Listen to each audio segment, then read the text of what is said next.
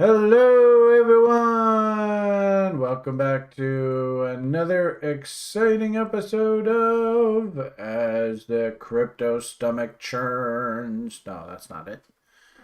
This is our TRI's Top 100 Crypto Review Show. Da, da, da, da. Or what you see on the screen, TRI's Crypto Countdown.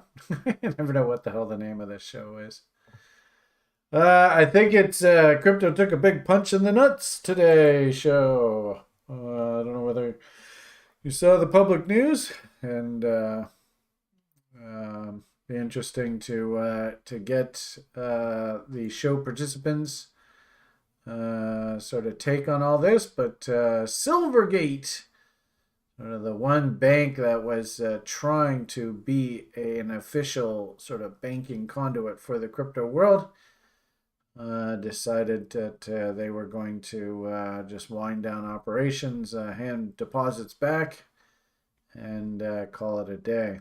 So quite an eventful day in the marketplace. Unfortunately, we're in that sort of phase of the crypto cycle where we're not quite into the next bull market yet.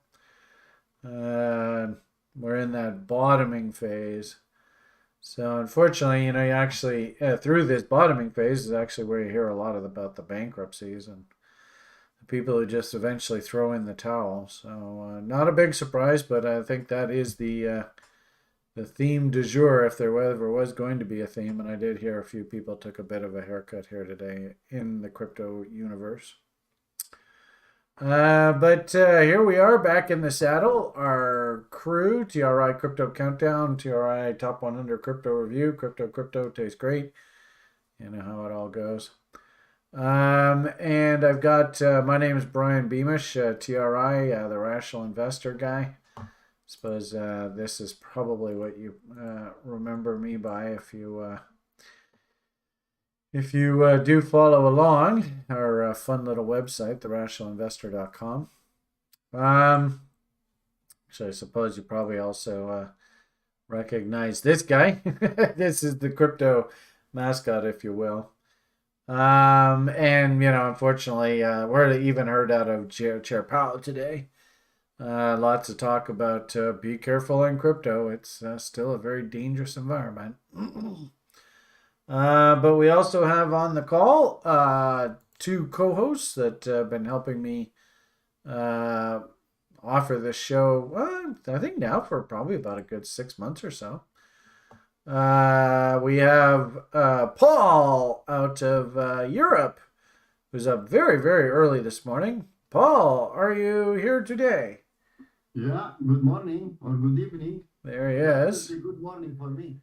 Good morning for you. Yes, I suppose it's getting on here in the late afternoon, early evening on the West Coast, the 8th of March here. But I guess Europe, it's already the 9th of March, eh? It's morning there for you, eh? Yeah. So hope things are going well in Romania. My apologies. Last week was feeling a bit under the weather, so decided to take the evening off. The boys were so empathetic for me, so anyway, here we are back in the saddle this week. And then our other show co-host, Ben from the great state of DeSantis. I think that's what it's called, right? All right, Ben, how are you doing this evening? Doing good. Doing good. Excellent. Good. So hopefully we'll have a nice little chit chat about the state of crypto. And actually, I guess, gee whiz, I guess we've been doing this show with Paul now for the better part of a year, right? Because it's already March and this was April. So yeah, I guess we've been going on for quite a while here. Didn't even realize that. So here we are into March of 2023. Is this the current date? The 8th of March? Yes, it is. Did you update this already, Paul or Ben? I guess somebody did. Oh, okay, cool. So down a big 10% since we last met. Ouch. That's the power of Mr. Powell, I suppose. He can throw a wet blanket on the market pretty quickly. But also, too, I suppose, like I said, that Silvergate news probably didn't help things much either of late. I think what we like to do here is I'll give you sort of my 2 cents, if anything. I do like how Paul sort of has a very consistent message, and so I've even also do a Sunday show, the Broiler Chicken Show. I do kind of like the idea of just putting together the weekly, daily, and 4-hour charts, which you've seen Paul do through his weekly newsletter. I kind of do like that thinking, and actually, it served us pretty well here this past week. So if I understand correctly, Paul, you were kind of cautioning your community over there at that, or your Discord group to maybe cool your jets while we were going through this little bumpy period here. I'm not quite sure. This I try. Yeah. So I saved them some money. yeah. I think my message coming out of this past week was didn't have technically what's called, this is a bearish candle pattern unto itself. It's called an inside bar. This price action was all inside this action, and we failed through the low of this candle here. And interestingly enough, actually I even had a student remind me this. Japanese candlestick land, I used to always insist that you'd have a samurai jump out of the closet and chop your head off if you called this a harami. But part of the wick of the inside bar was actually outside of Mummy's body. Then I had a student of mine who did a little bit more research, and he's like, no, I don't think they're really that sticklers. But they just want to really make sure is that the body of the inside bar is inside this bigger body. So technically we could actually call this a harami. Although I think, and I've said in recent videos, I'm going to stick with I would call this a bear rammy. So it's a bearish inside bar. I like harami. I like the baby to be completely inside Mummy's body. But man, 6-1, half dozen the other. It's still a sell signal is a sell signal is a sell signal. So a little bit of pause at the very least. And then also too, kind of notice this in the daily chart. You really see this, that this kind of looks like a big honking head and shoulders patterns trying to develop here. Sorry, I'm just taking a sip of beverage. So if that's the case, then this would be our neckline down at this level, and we often see this happens. Markets will go blowing through the 2.618, but then end up actually topping out right off of that level. And if this is indeed a top, I mean, it's still probably a little bit too early to call a top here yet. Then we'll fail through this level down the road, and then look back and go, yep, that was a big old fractal top. That daily chart, I had it. There was the higher time frame. Now, where the heck did I put the medium time frame? There's the lower time frame. Isn't that bizarre? I thought I did one reply. There's the, okay, so here we are. So this is the higher time frame chart that I put out. There was that inside bar that just fired. So last week, actually, I did this, and what you're seeing now is the follow through. And if this is some sort of fractal, then we probably have to come right back down to good old Benkoff check levels, the 100%, especially off of this chaos concept. I found that if we lose this 2.618, odds are we probably have to come right back down and check this low. And you notice if we draw a nice little trend line off that weekly chart, that aligns with that level as well. So the medium time frame, what does that head and shoulders pattern look like? It sort of looked like that. And we're sort of in the process of working our way back down to this 38.2. 38.2, like to call that the first stop target. It's quite often You should expect 38.2 retracements. It's just, what happens um, in the market on a regular basis. This is actually a very healthy check. Doesn't necessarily mean that this is a bear, just that at any given point in time, you really should expect 38.2 retracements off the top. And then as this picture sort of illustrates, once that happens, I actually do expect some sort of counter trend rally. Take us back up into reload short zones down the road. But we'll cross that bridge when we come to it. Right now, we're in this phase right here. So if we actually drill in, what does this price pattern itself look like as we work our way down to that 38.2? That was this 4-hour chart. So this is our low. And for the purposes of this conversation, we'll call it 4-hour chart, lower time frames. I suppose day traders, scalpers like Paul operate off probably like 5-minute charts and stuff. That would be like super lower time frame. For the purposes of this audience, I think probably most people would limit their analysis down to about a couple hours, 4 hours kind of idea. So there's that 38.2 level. Wicks and tails like to be eaten. Interesting how this bottom actually was a V bottom off of this tail here. It's not really the prettiest of W's here, so I suppose not a big surprise that we were going to have to come right back down and test this level. And you notice that the move to take us lower, this was drawn up on the weekend, A, B, C, Ds, and I had sort of painted that sure this looked like the top end of the range. This looked like the bottom end of the range, that 38.2 off the dailies. And we were just sort of playing ping pong in between pivot points. And over the weekend, it kind of looked like we were dumped into... I'm of late, I've been in the habit of calling this 78.6 my BFF. BFF doesn't stand for best friend forever, although, in social media, maybe that's what it will be called. Who knows? But Brian's favorite fib, because I tell you, and I love that 78.6 level.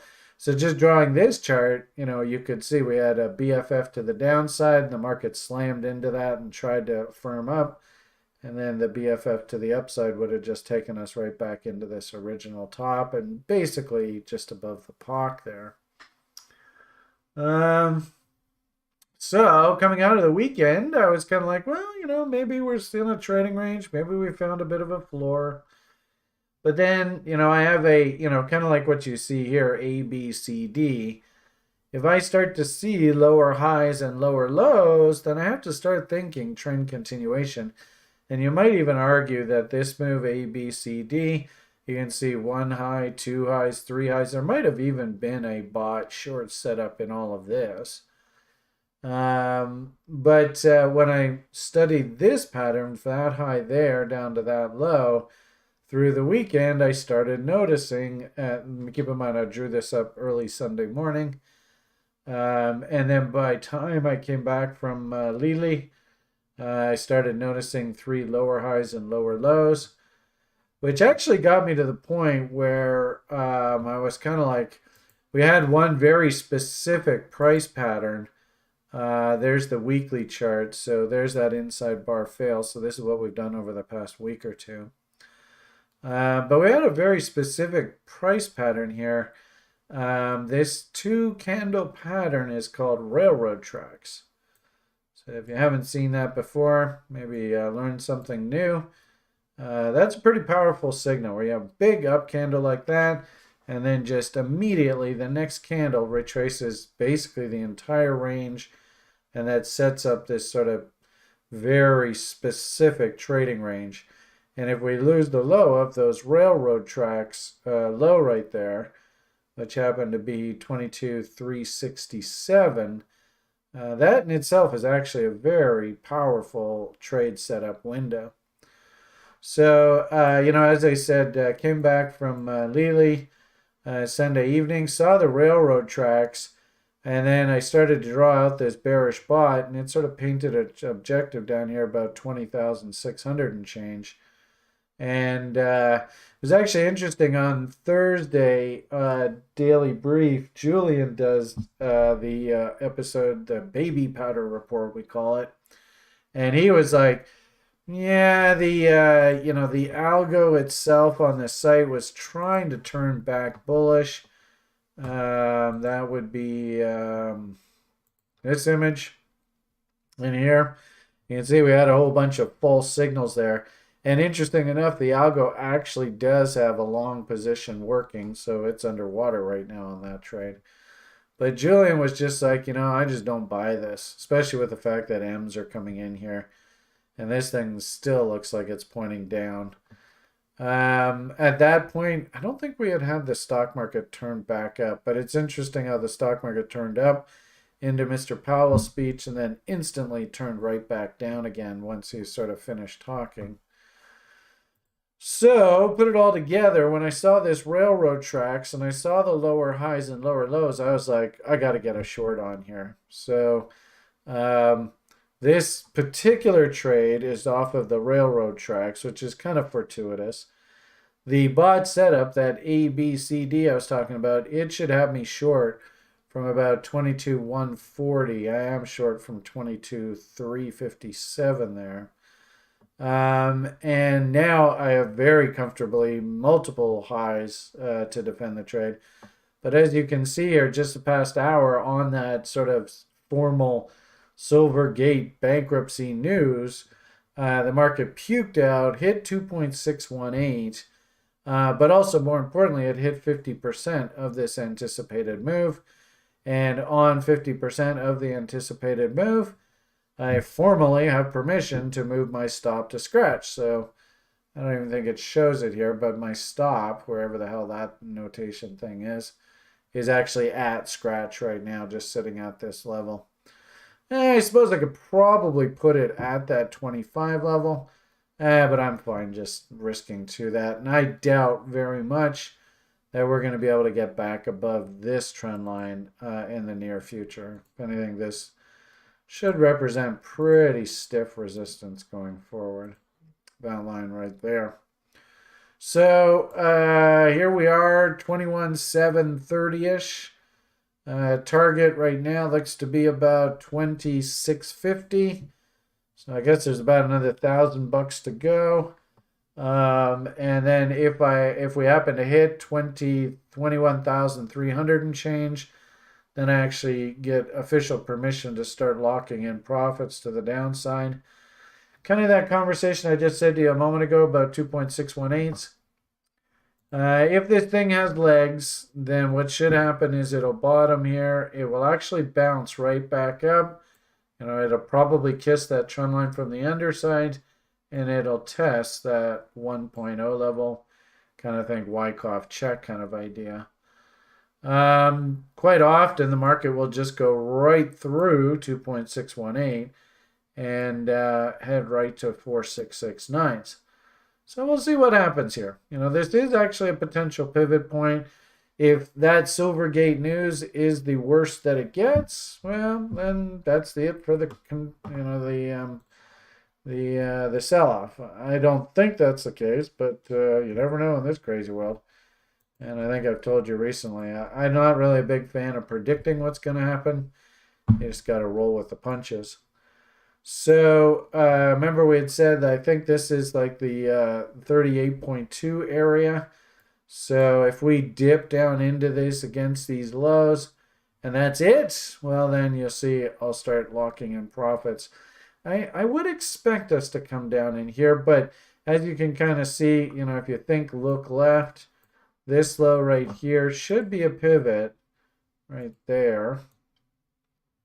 And you can see, sure looks like it's acting as a bit of a pivot. We might actually even see a bit of a bounce before we take a stab against this level. So that low right there is at 21.5 and change. The bounce back was to 21,856.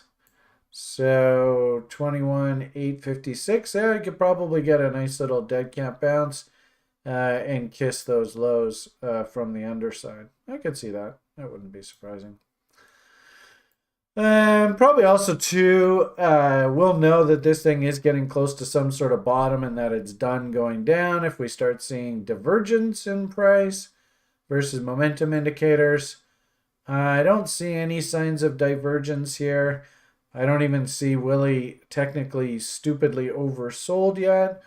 But one thing I do notice is that on this dump here, you can see this selling pressure by the bears. It's kind of winding down. So if we actually get a red candle, and if you want to mark up your charts, this isn't a bad reference. This is volume impetus, which is a concept that I've sort of coined myself. But hopefully you can see that we've got three lower sort of pushes, in strength by the bears, three lower bars here. So that means if we do a bar going forward lower than this bar that's red, and that's 94 coins, if you see a down bar or a bearish bar that does less than 93 coins, then it actually means that the bears are running out of steam. They're just running out of ammunition. They're, at these low prices, the bears are not really interested in selling. They'd probably like to see some higher prices to sell. And at the same time, too, you notice that the bulls slightly higher. That was 228. This high here, 237. And then this high here, 421. So you can see the bulls are starting to come back to a certain degree. It's not huge numbers, but you can kind of see the anecdotal evidence from just the raw volume push that the bears, we're starting to get into prices where if I did want to sell, I go, this is awfully cheap. Maybe I'll wait for a little bit for a better price. I don't think the market's quite oversold yet. Like I said, Willie right there, minus 72. When this gets to minus 80, and that's this number right here, this yellow number, when that gets to minus 80, then we know that the market's getting pretty oversold. So what does this look like overnight? I get the distinct impression that the Silvergate news is probably what's going to dominate the marketplace. Are the Asians in any great hurry to step in front of this? I don't think so. Are the Europeans in a big hurry? No. And if anything, the Europeans have been in a very, very strict regulatory mood. So I don't think they're going to, if anything, they're going to see, I told you so, and all that kind of talk. We need to regulate the crap out of these damn cryptos. And that big fat guy from the World Bank, Bank of International Settlement guys, he's going to be like, oh boy, see, I told you, I told you, I told you.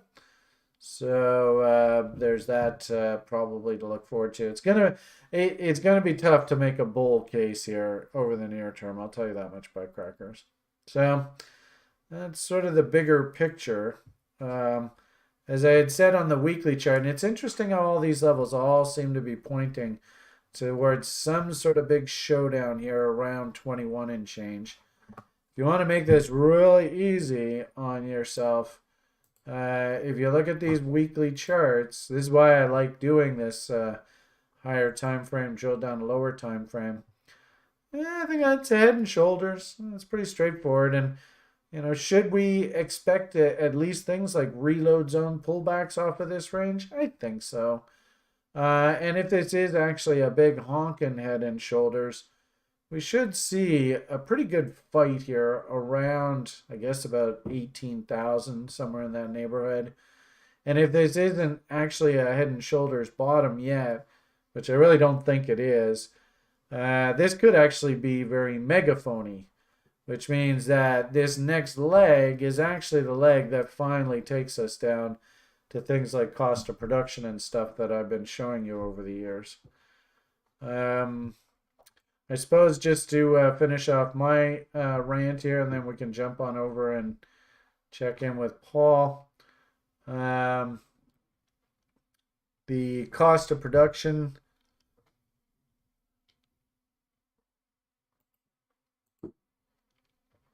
This was a study that one of our TRI students put together, who I think knows crypto pretty well, and he understands this whole idea of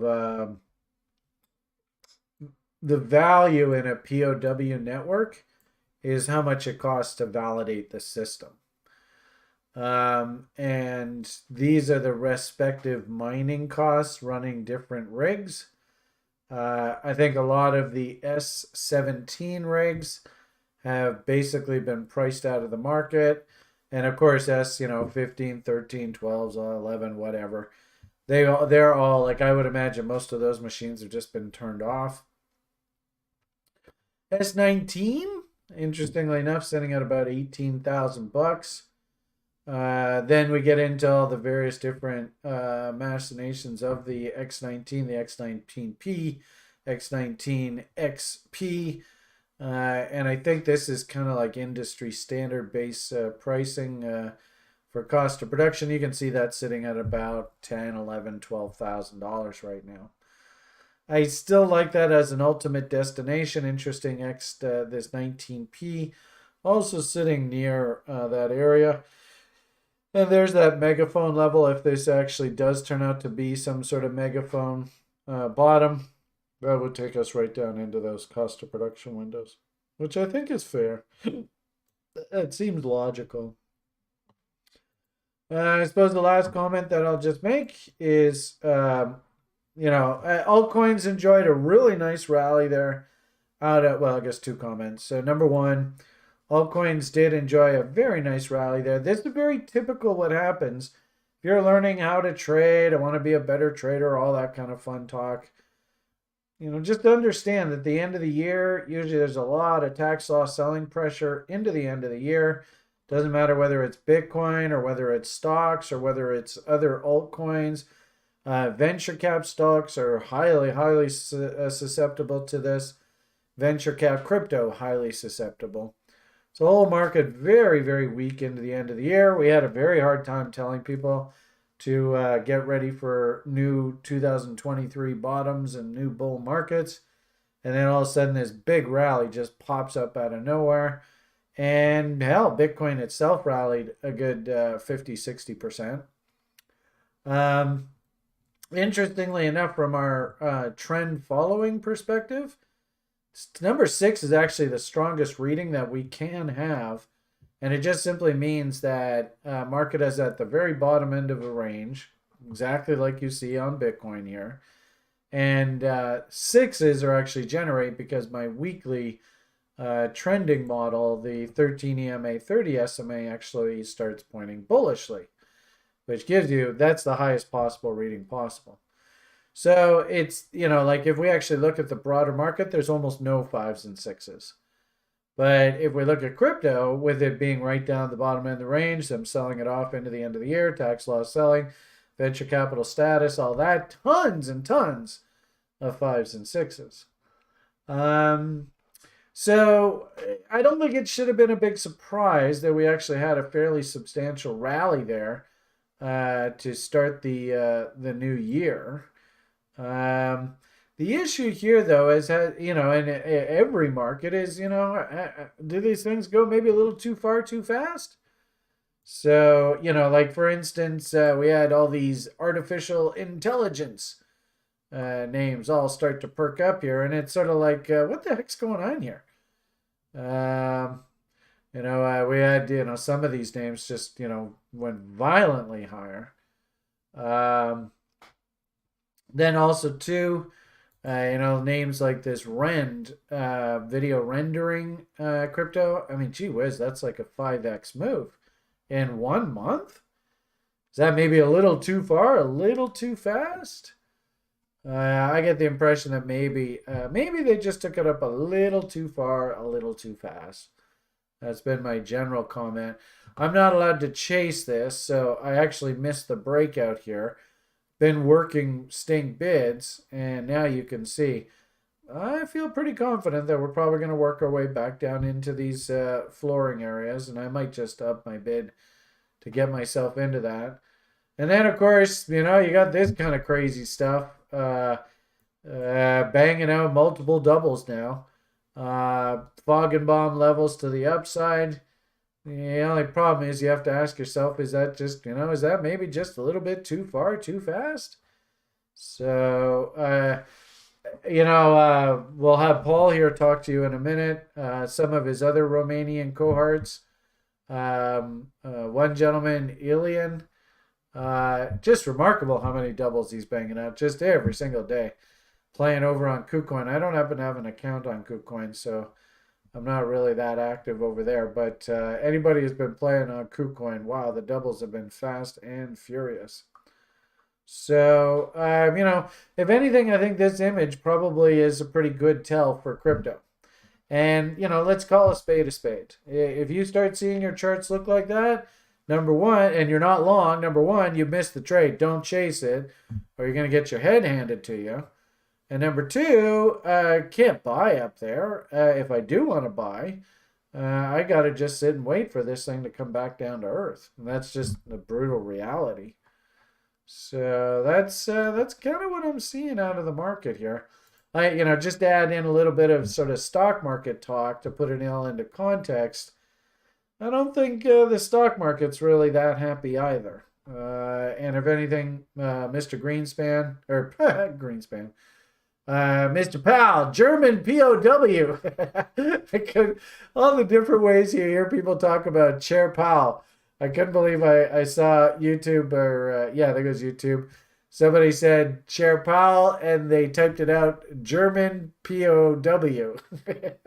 I don't know how the hell they did that. Anyway, he had his semi-annual Humphrey Hawkins testimony in front of Congress past couple days. He basically said, look, at the inflation problem is still a problem. Still going to have to raise interest rates. On the TRI daily videos that we do, the daily briefs, we've talked lots about the money cycle and how that really probably shouldn't turn until sometime this summer. So as a result, I'm kind of just like, actually very similar to crypto. We had a pretty nice rally coming out of the end of the year, what they often call the January effect. But it looks like that's running out of steam. And it looks like his talk about needing to raise interest rates further. This is actually what's called an empire pattern. Boom, boom, boom, boom. And it actually fired and confirmed. So, these candlestick patterns, first I showed you the candlestick pattern in Bitcoin, that railroad tracks, very powerful concept. Here's another candlestick pattern for you to throw in your quiver. This is what's called an empire, or a 3-bar fractal. That's also pretty bearish. So, getting a lot of price action sort of warning signs here.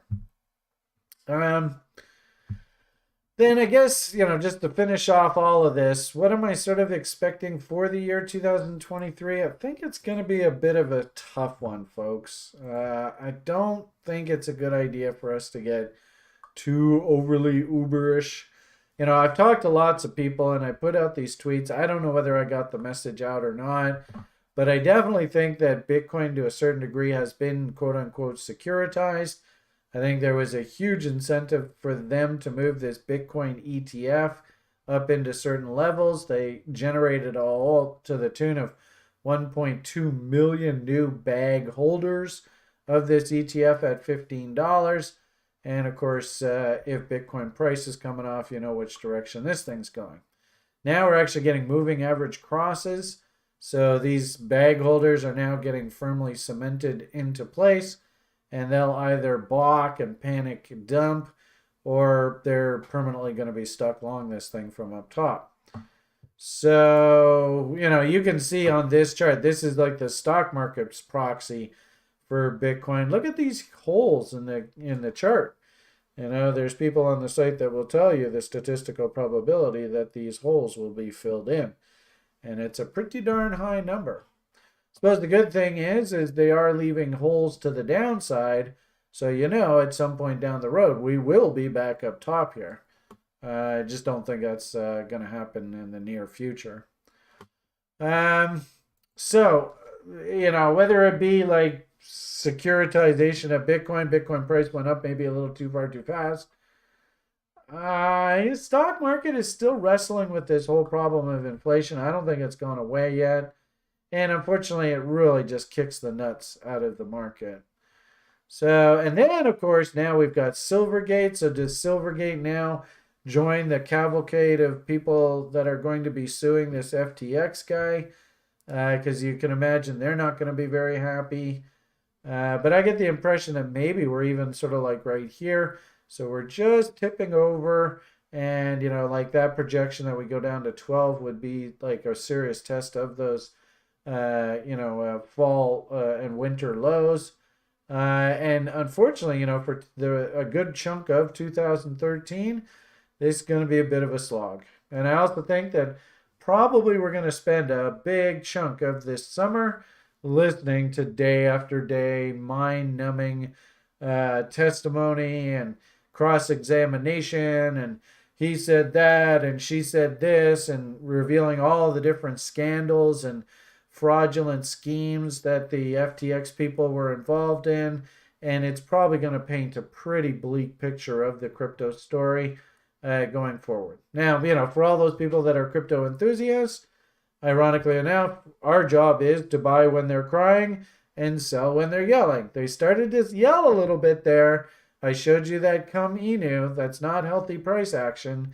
So unfortunately now I think we probably have to get back to sort of they're dying the 1,000 deaths, bankruptcies everywhere, blah, blah, blah, blah, blah, before we can actually start thinking about a serious bottom here in the market.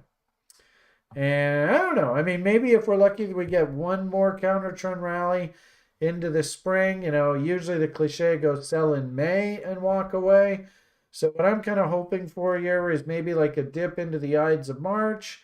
Then, kind of like that daily price chart showed. The Ides of March coming up here pretty darn soon. In fact, I think they're next week. Yep, 1 week from now. So kind of thinking that that's your 38.2 pullback on that weekly chart. Maybe it's this level on the ETF, those lows. But on the Bitcoin price chart itself, maybe we get the dip into the Ides of March here. Then we get that spring, April, May kind of rally into reload zones. And then we roll over and we start testing the lows in earnest, heading into the sell in May and walk away. I'm also hearing, like I showed you off of that ES chart, they're saying that the U.S. government officially is going to run out of money first or second week of June. So maybe we have a big dump in risk assets all around that debt ceiling debate down in the States. And then maybe juxtapose that with the big SBF trial, and you got yourself the makings of a real nasty wipeout here later on, late spring, early summer. So there you go. Party, party. All right. So with all that said, I know Paul likes to grab a quick smoke here before he jumps into his presentation. Paul, you back from Smokeland? Yeah. Hey, there he is. Awesome. So with after the presentation, say that again. Sorry. I'll present after I'll go to smoke. All right. Okay, so there's Brian's 2 cents. Hopefully you got sort of Brian's perspective on what he sees out of price action right now.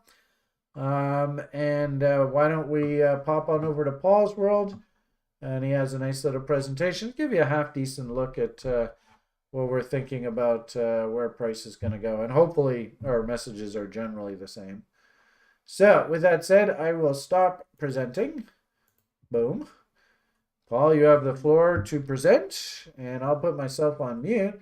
Look at this. Every time we see Paul, Jesus, his intro is getting more and more violent. Oh, goodness. All right, I'll put myself on mute. Don't say the wrong thing to Paul, or he'll chop your head off. All right.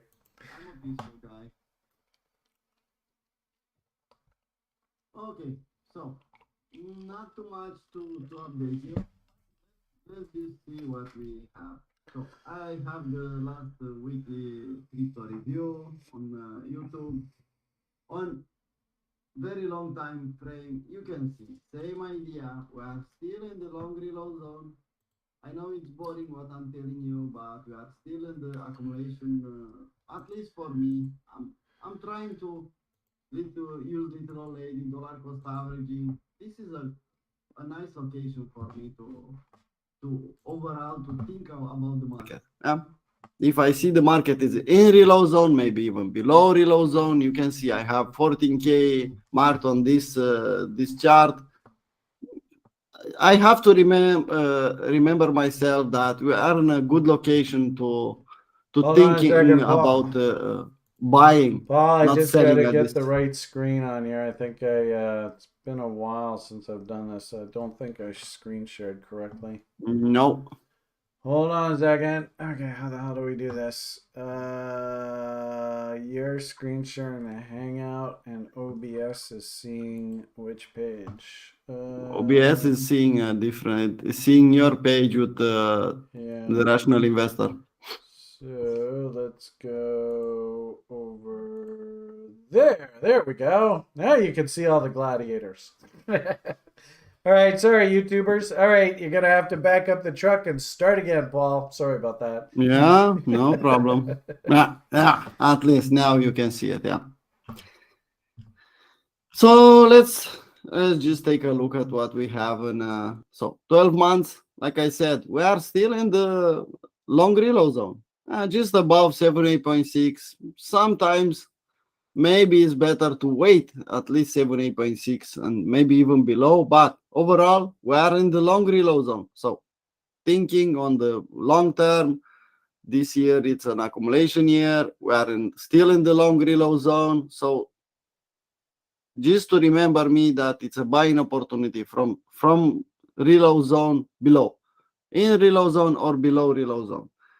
On the weekly chart, like I said, I don't know, a couple of weeks ago, I was expecting 25K to be a really strong, let's call it resistance level. Why I was expecting that? Because if we'll close above 25K, 25.2, candle body close above that level, I have a higher low, a higher high, sorry. So in that moment, I could think, yeah, maybe we can go up even more than that. But as you can see, exactly at that level, they just push the market right back down. Yeah. I have the weekly W, okay, but I don't have the retest of that W. So maybe we can range in this area 25K in between 25 and 22, maybe. But in the same time, we can go all the way down to retest this original W at 19.8, even lower, 18K. So on weekly basis, nice move up, nice W, nice move up. But now you can see we have an M. If we'll close the week, we still have a couple of days. But if we close a bit below this, the price we have today, then we have not a textbook EM, but still an ugly price action, an ugly EM from my perspective. Okay, let's see daily chart. Daily chart, I have this range from a long time ago. Yeah, this big one. And same idea, rejecting from 25K on lower time frames. I even posted on Twitter, and for my community, I posted a couple of times short the 25.2. It was a nice shorting opportunity to get a. If this bear market will keep going, and probably will, 25K is a really nice level to have a short, at least to hedge your spot bags on altcoins and so on. Now we're back in the close to the middle of the range on daily chart. I see some support here. You can, if you look left, you see the support in the middle of the range. But if we lose this level, you can see where I'm expecting the market to bounce. 18.5, 18K, something like that. At the moment, we still have some support. So I'm okay with the idea. Let's look on lower time frames. Let's look for W's. Yeah. If I will see a W with bullish divergence and everything I need, yeah. But for the moment, in the middle of the range, usually on daily chart, I don't want to trade. I want to wait on this time frame. Yeah. Nothing to Nothing too special about this one. You can see indicators. Yeah, this is the price action. You can see the indicators. We had a lot of signs that the price action was looking happy, but the indicators were not so happy. You can see bearish divergence, even OBV bearish divergence. You don't see OBV bearish divergence too often. Yeah, and nice yams. Now I don't see bullish divergence. So for me to think bullish again, I need some bullish divergence, and I don't see that. I have maybe we can form something, but it's just a glimpse, just an idea on MACD. Nothing. Just I don't see bullish divergence at this point. Yeah. So on daily chart, I still need to wait. Maybe next week, maybe 2 weeks from now, we'll see something clear. On the 4-hour chart, you can see I have my pump chaser zone from the entire range, and I have my long reload zone. Yeah, and I have this downtrend channel. This downtrend channel is still valid. Yeah, like I said, on higher time frames, we have some support in this area. Even in pump chaser zone, we have some area where from a price action where we could bounce. Yeah, but this downtrend channel is still valid for me. I don't see anything special at this point. Yeah, if we'll get in the pump chaser zone, definitely I'll have at least a location for thinking long again. Now I don't have even the location. Only thing I have some support if I look left. Yeah. If I will lose the pump chaser zone, then we know what will happen. Usually we'll get a W maybe in the long reload zone. At this point on 4-hour chart, I'm thinking, yeah, nice move down. We had even from when I made this print screen, we moved a little bit even down than we see on the screen. I'm still expecting maybe on 1-hour chart, maybe even lower, to get a nice bounce from this support level. Usually we get something like that. But I don't expect more than a bounce. Yeah? Let's see what we can get. Level by level. Usually I prefer to trade on lower time frames, not even 4-hour chart. Usually my time frame for day by day, it's this one. So 5-minute chart. Yeah. So this is my time frame where this is my area. We had a nice move down, really nice. Okay, but this is already played out. You can see the opening range. You can see the yams. Nice move down. Now if I put indicators, I don't see bearish divergence, but in the same time, you can see opening range, the first hour of the overnight session for me. Yeah, this is the first hour. You can see we closed above this level, and I'm expecting this to be the low for the session and the price to go up, at least to retest these levels. Okay, let's go back on this one.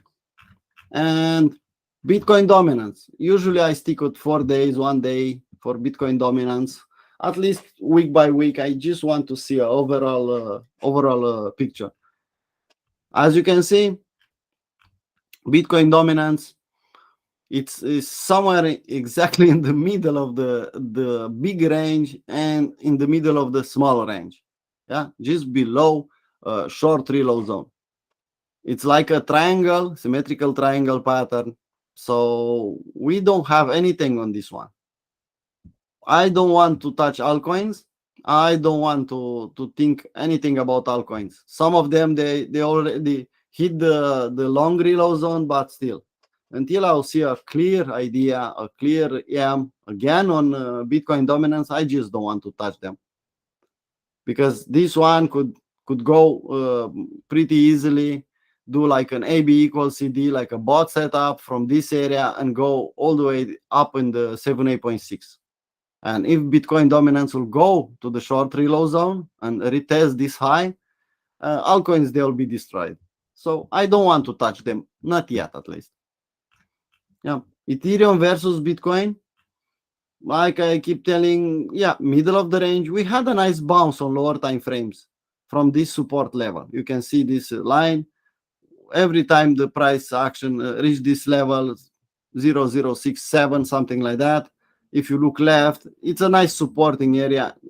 We had a nice bounce, but now back in the no man's land. I just don't like it. If we'll lose this level and we'll confirm an M in the middle of the range, then maybe we can think about Wyckoff checking this original W. If Bitcoin will go violently down, this will be the second dump for Bitcoin.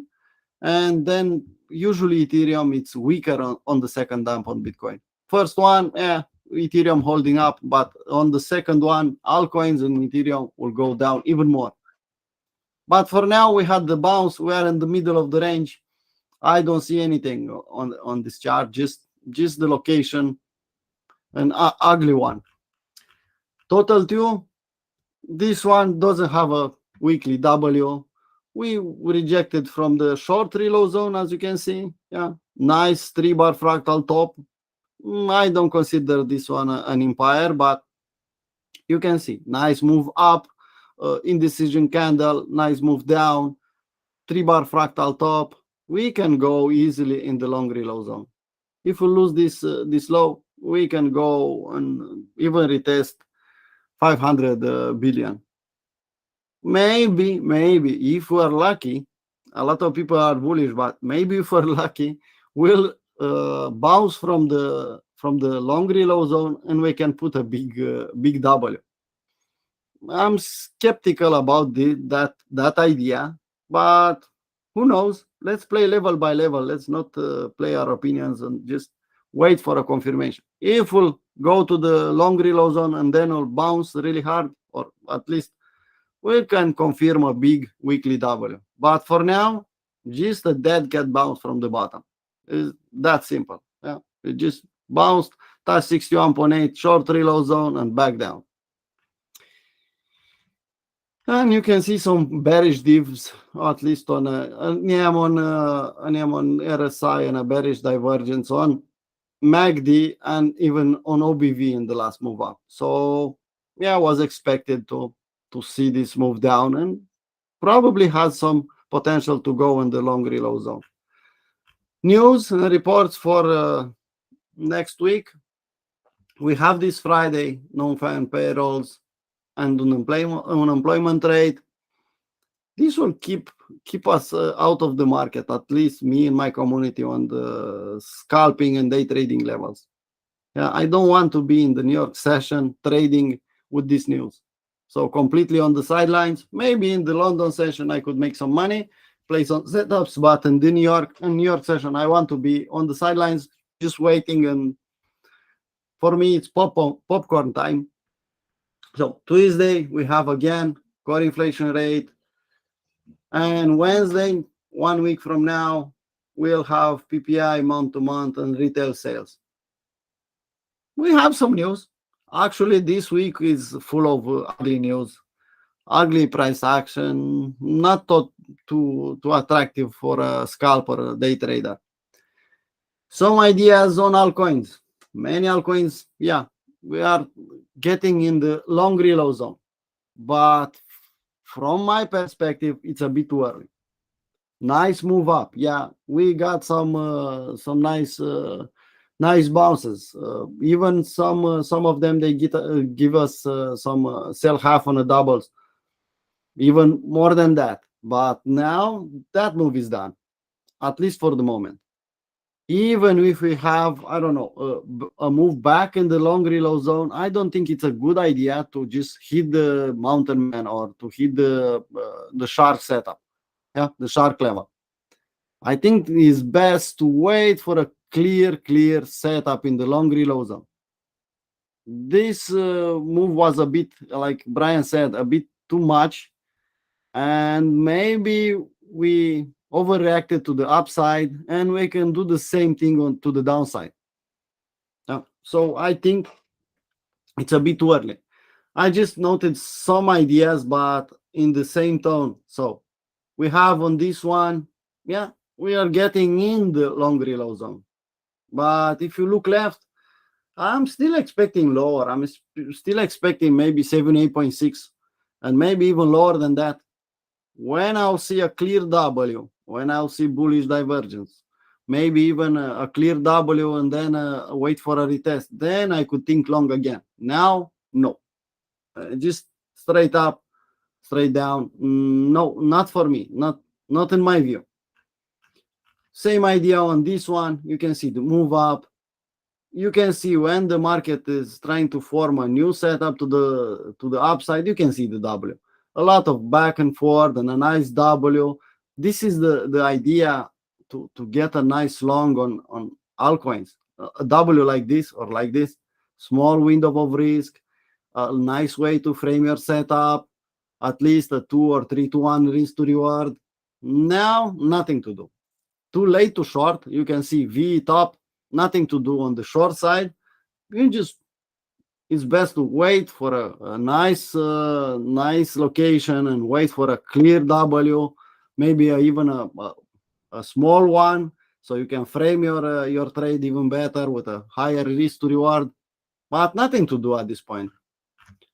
Same idea on this one, but almost all the altcoins, they look the same. Yeah, some of them reach 61.8 long reload zone. Some of them, they still have some move to the downside to reach the long reload zone, but same idea.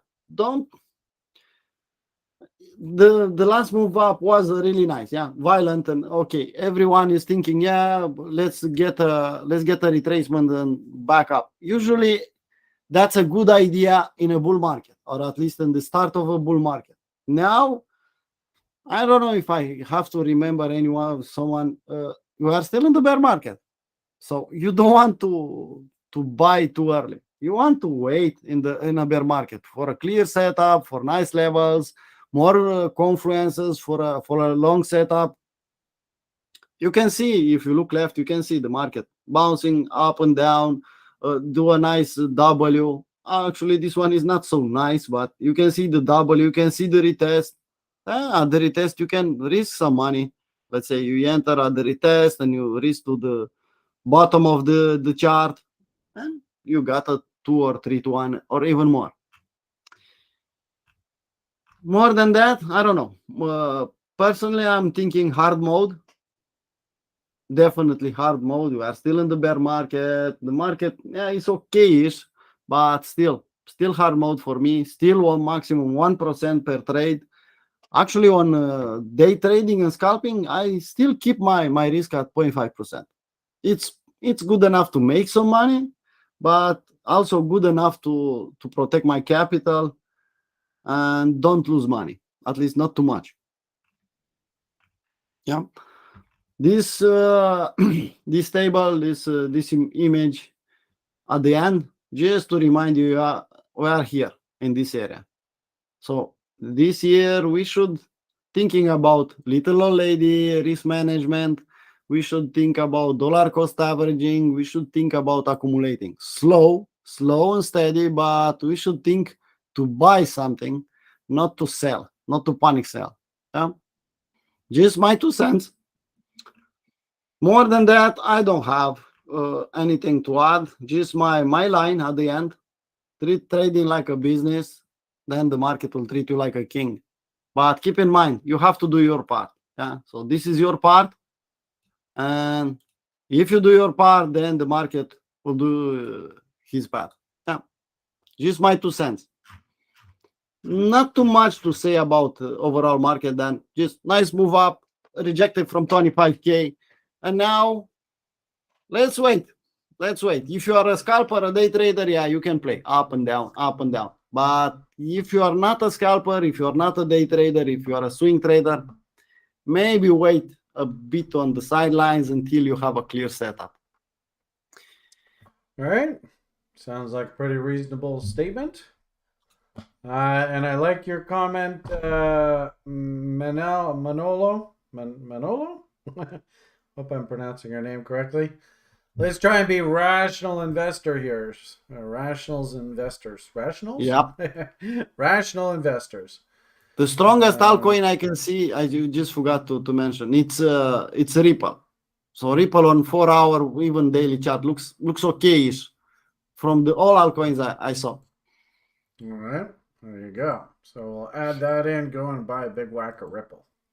Cripple. I don't know. You guys remember when we used to call it Cripple? That's going back a few years. So yeah, it'd be interesting.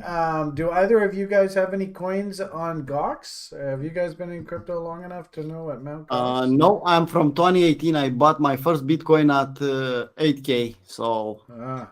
no. Have you been around crypto long enough to remember Mount Gox, Ben? No, that'd be nice if I had some coins ready to be Well, paid I out. understand the Gox coins are finally going to start settling that stuff out this Yeah, time, right? and It's we gonna be have good. another FUD about government, United States government selling some Bitcoin on Coinbase Yeah. on Well, Twitter. I Yeah, don't think I that has saw a anything to do couple of with thousand of Gox. Bitcoins going on Coinbase, and some All people right. telling that. Well, thank you for that awesome presentation, sir. Appreciate it. Just a simple one. Where are we here? Pop by knock it over. I'm expecting Camino to give me another double here before this show's over. So come on, let's pump this stuff up, people. All right. Ben, I don't know. We haven't heard much out of you lately. Ben, what are you seeing in all of this? Are you seeing bullish, bearish? Do you do anything in the altcoins? I remember you were excited about Litecoin there for a while. Oh yeah, I haven't checked out on my Litecoin chart. You can have a look at it, see where it's at. Yeah, actually, well, yeah. Why we could give you an opportunity to tell us what you see out there. All right. Okay. Well, I'm not prepared, so we'll open it up and see what happens, hey? Yeah, if anything, I love that. Let's see if we can catch you with your pants down.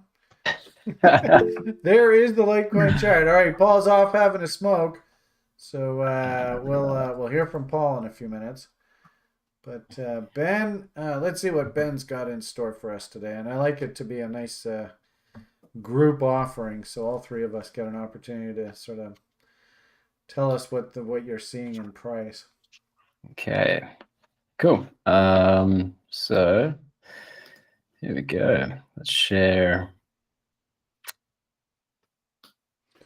this window. All right. Here we go. Sure. How's the little one? I remember, I guess, man, it must have been a few weeks ago. You said that we were feeling a little under the weather. Yeah, she had pink eye, ear infection, and something else, a fever, and Wow. it was all happening at once. So poor thing, she soldiered on, but she's doing well now. So That's good to hear. in good spirits.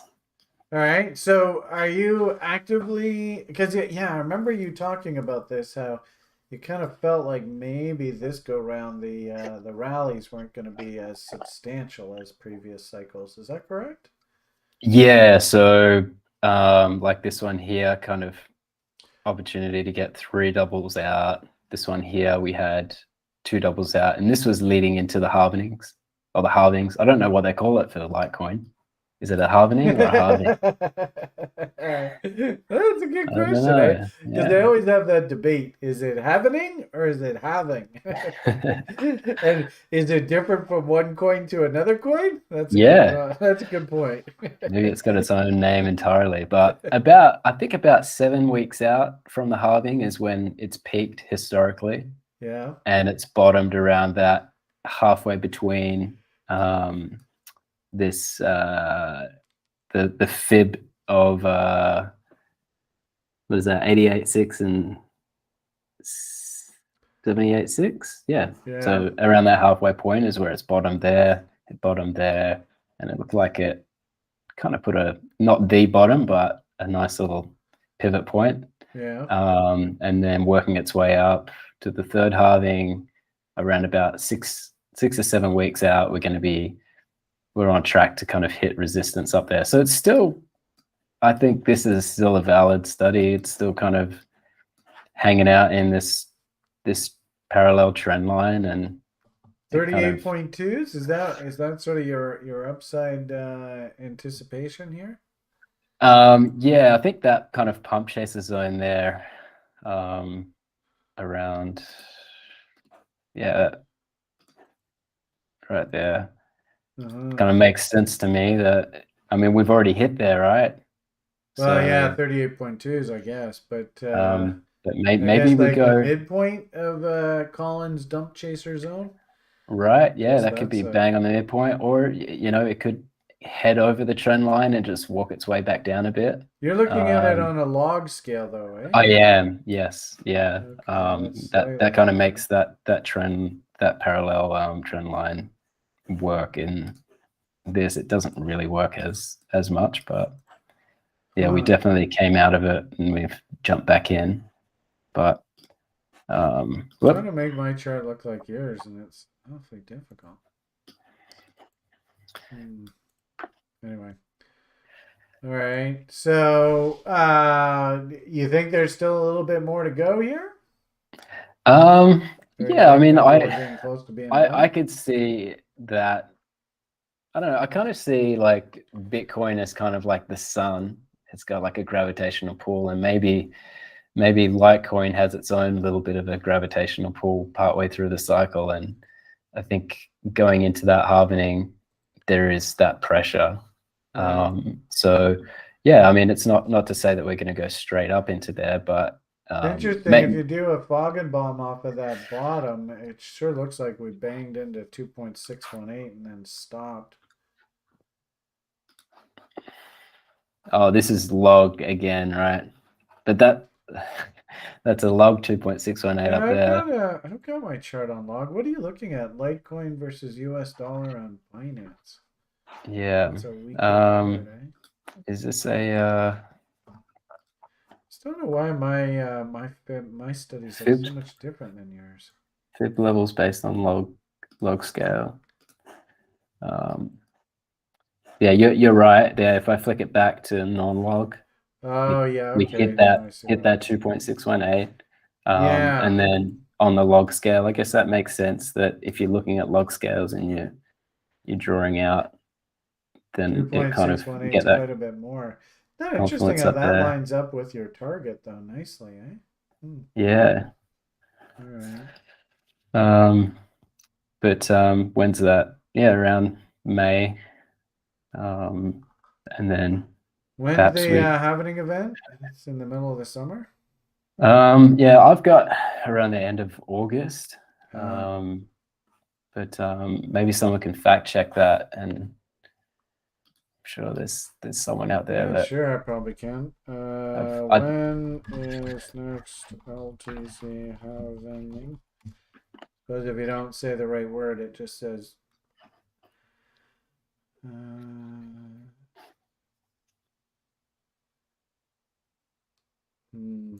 There's actually a litecoinhappening.com. 147 days. Thursday, August 3rd, 2023. okay, August 3rd, so we can pull that over And I a suppose little this bit. stuff changes from day to day to day. Right. Yes, this is a pretty old study, so Yeah. Adam says you're right. August. Yeah. cool. And then that would bring this back a little bit because you want, I guess, 7 weeks, right? But that is interesting how that 2.618 is right into that little window there. Well, that kind of sucks. I thought we were all going to get rich owning altcoins. You telling me we're not going to get rich? God damn. Hey, I mean, that's it is what it is. That's going to happen over here. Oh yeah, okay. Yeah. So yeah, following the happening event, what happens? Like the last cycle, following the happening event, the whole damn thing came crashing back down, eh? Yeah, that's when you had your, I guess, you retested the lows. Similarly, I mean, over here it wasn't a total retest of the lows, but it was a pullback. Yeah. And then just a nice sideways channel, so we could get something like that. Or variation in between. Study. All right. So did you have a gumption to step in off the bottom there, or are you just sort of watching all of this? Yeah, I didn't know. I drew this up. I can't remember when I did this. Maybe it was around November. Yeah, I missed this one. Didn't eat my own cooking. Yeah. as they Well, I say. mean, I think Paul will say that I think he probably had to take a year or two just to get to the point where he felt comfortable with all this to actually take trades. Yeah. So, well, I we're mean, getting to I'm that point. pretty slow mover, so kind of looking for those W's on the other side of these blue trend lines. That work. Yeah. And I suppose, like, I don't know whether you actually follow the story, but has Charlie reemerged at all? Do you hear anything about him anymore? Nah, that's not a story that I've really kept up with. No. Um, but It's I like, mean, why would you be interested in Litecoin? Do you like the dev team? um, yeah, I mean, to me, like the interest is that it's pretty established and that it's kind of a part of so many different universes, and it doesn't seem to be going away. And I think if something's stuck around for this amount of time and it hasn't blown up, um, it's saying more than a lot of other things out there. But yeah, I'm trying to get my head around options at the moment in the level 3 course to be able Good for to. you. Well, do you now have an appreciation for what happened with that Bitcoin ETF? Yeah, I know, right? That was It's just, a lesson just a few weeks too late, but you were right on the money and you were barking about it. well, and yet now, I mean, the cool part about it is that hopefully you can't really unlearn this. So now you'll probably see this more and more in your life going forward. Might be Mhm. something that you actually look for and go, gee whiz, I can't believe how cliche this stuff is. Right. Because I really do believe that the crypto market has been fully securitized. Anyway, so are there Yeah. any other alts that have your attention, like story wise? Um, no, I mean there was a little thing that I thought might be nice to share if people are interested in just a little spreadsheet I did up about looking at leveraged proxies. I know we looked at a leveraged coin the other week, and I've never really heard anyone kind of talk about the math behind it, how it works. The ADA, that Yeah, the the ADA one. ADA up coin. Yeah, and what it looks like if you kind of treat it like a little old lady coin. I don't even. Yeah, And man, yeah, you could probably school me up good on this stuff because I don't okay, quite cool. understand the logic behind all this. Yeah, okay. So how they're actually settled. This doesn't actually go into all of that. I know there's like a formula for that and a certain timing, but I just wanted to kind of. This is something that I did when some of these things first came out, and I did up a quick little spreadsheet and just wanted to see like if I did hold on to it, what would it look like? And being a leveraged proxy, this is probably very basic knowledge for a lot of people, but it might help someone out there who's perhaps thinking of holding on to one of these for a significant amount of time. And this is kind of looking at what happens if you hold on to like a 3x leveraged coin. Like I know they bought out a bunch like ETH long and Bitcoin bull and ADA. And say if you're in a ranging market where the market's just going up and down, maybe like this picture here, where you go down 10%, back up 11%. So you start at $10,000 of, say for instance, is your starting amount. You go down to 9,000, you go back up to 10,000, down to 9,000, back up to 10,000, and your total is at 0. Whereas if you had a 3x, you're going down 30%, up 33%, down 30%, up 33%, and you're just in a ranging market state. You actually end up losing out. Wow, that's interesting. Right. So to get back up, the same as what the underlying asset would be. Say, for instance, if you wanted to get back up to 10,000, your leverage move up would need to be about 43% to cancel out a down move of 30%. So this kind of boggled my mind a little bit, but it maybe yeah, if anybody's out there and kind of likes to do spreadsheets, they can do something up like this. But yeah, that would bring you back up to about $10,000. So Isn't that interesting? so in a trending market, in a bull trending market, obviously it's amazing. You know, you're gonna outperform the underlying asset. So you just have to be really careful with this stuff, because as you say, if a market ranges 70 to 80% of the time, and let's say it takes the elevator up and the stairs down, it's trending bullishly perhaps 10% of the time. Would that be fair to say? Yeah, maybe 10, 20, somewhere in there. 10, 20. Yeah. So anywhere from 80 to 90% of the time, the leveraged proxy is going to be eroding in value compared to the underlying asset. And in a way, I kind of feel like altcoins can be like a leveraged proxy on Bitcoin and Ethereum. So just something to be aware of. This is an example of an Amazon 3x proxy that launched, and just its performance versus Amazon. So you kind of just see how it obviously this is in a bearish kind of market, but yeah, even as you know, you see the bottom there came in there and it ended up there, the bottom came in there, and it's not as high comparatively to, so it doesn't really hold up its price as much. So this is like a nasty little secret of Wall Street almost.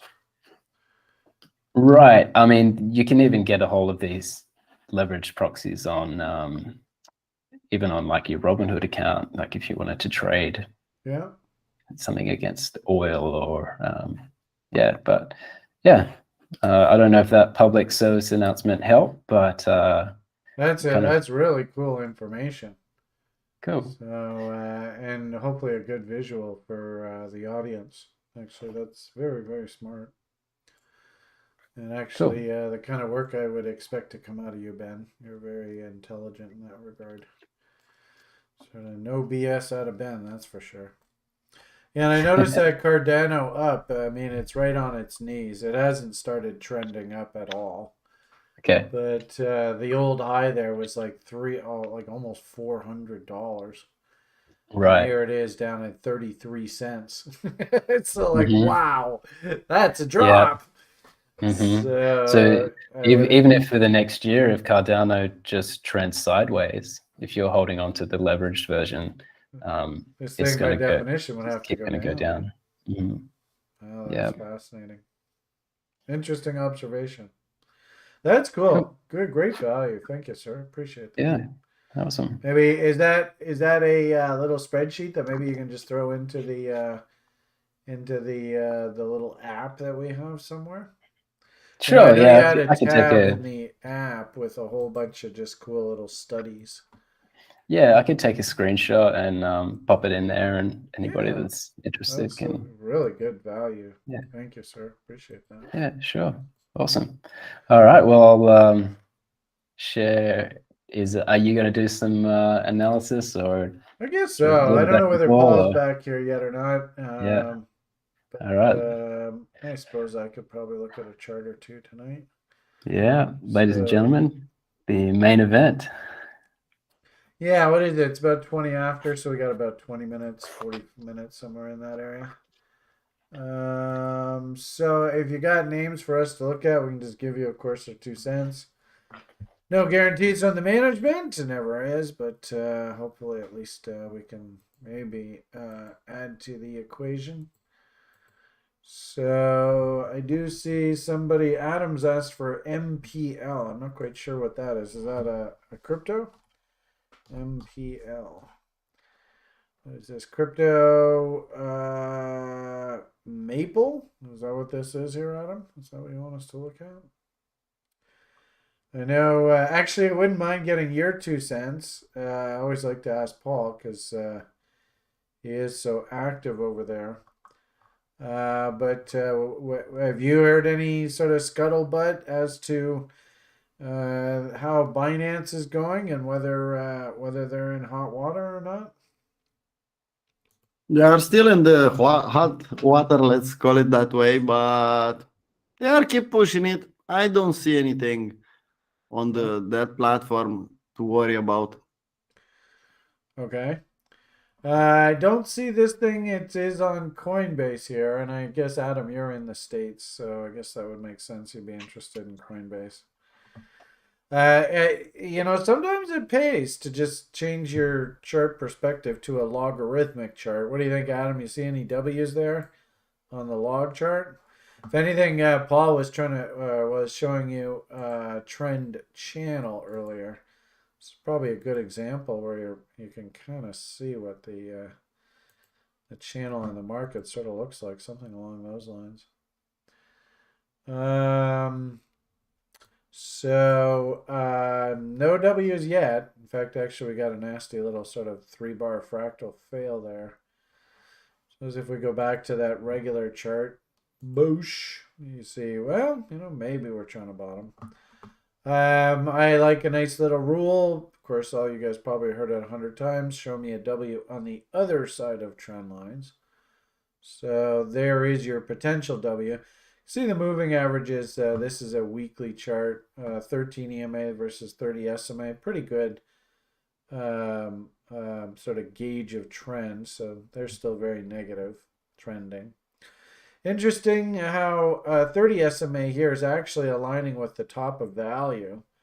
So you can kind of see this thing might pop up here, probably get rejected at the top of value, and it's going to get rejected at that 30 SMA. It's pretty typical. We could probably also, too, going forward, resistance line, you could do a low to high trend line.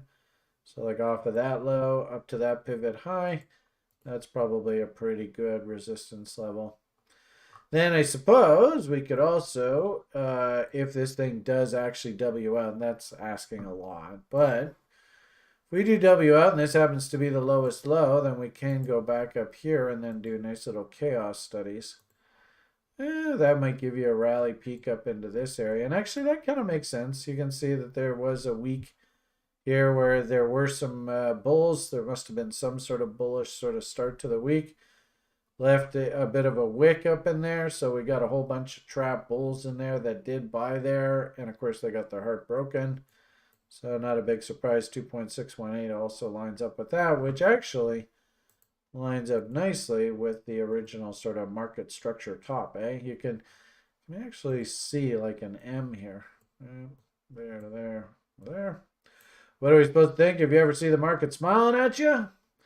So nasty fail, Wyckoff check, trap bulls.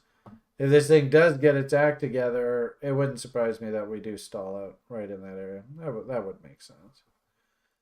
If this is the bottom, of course, we don't really know, and especially with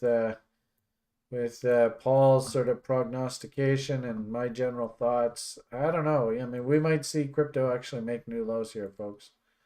Don't be shocked. But if this is the lows, well, you can see interesting 38.2s, sort of eventual sort of, is this still a bull? Is this going to turn into a bear? Or I guess, is it still a bear? Is it going to turn into a bull? You can kind of see how this is going to make some sort of big honk in head and shoulders. So there's a shoulder there. This is probably a head down here.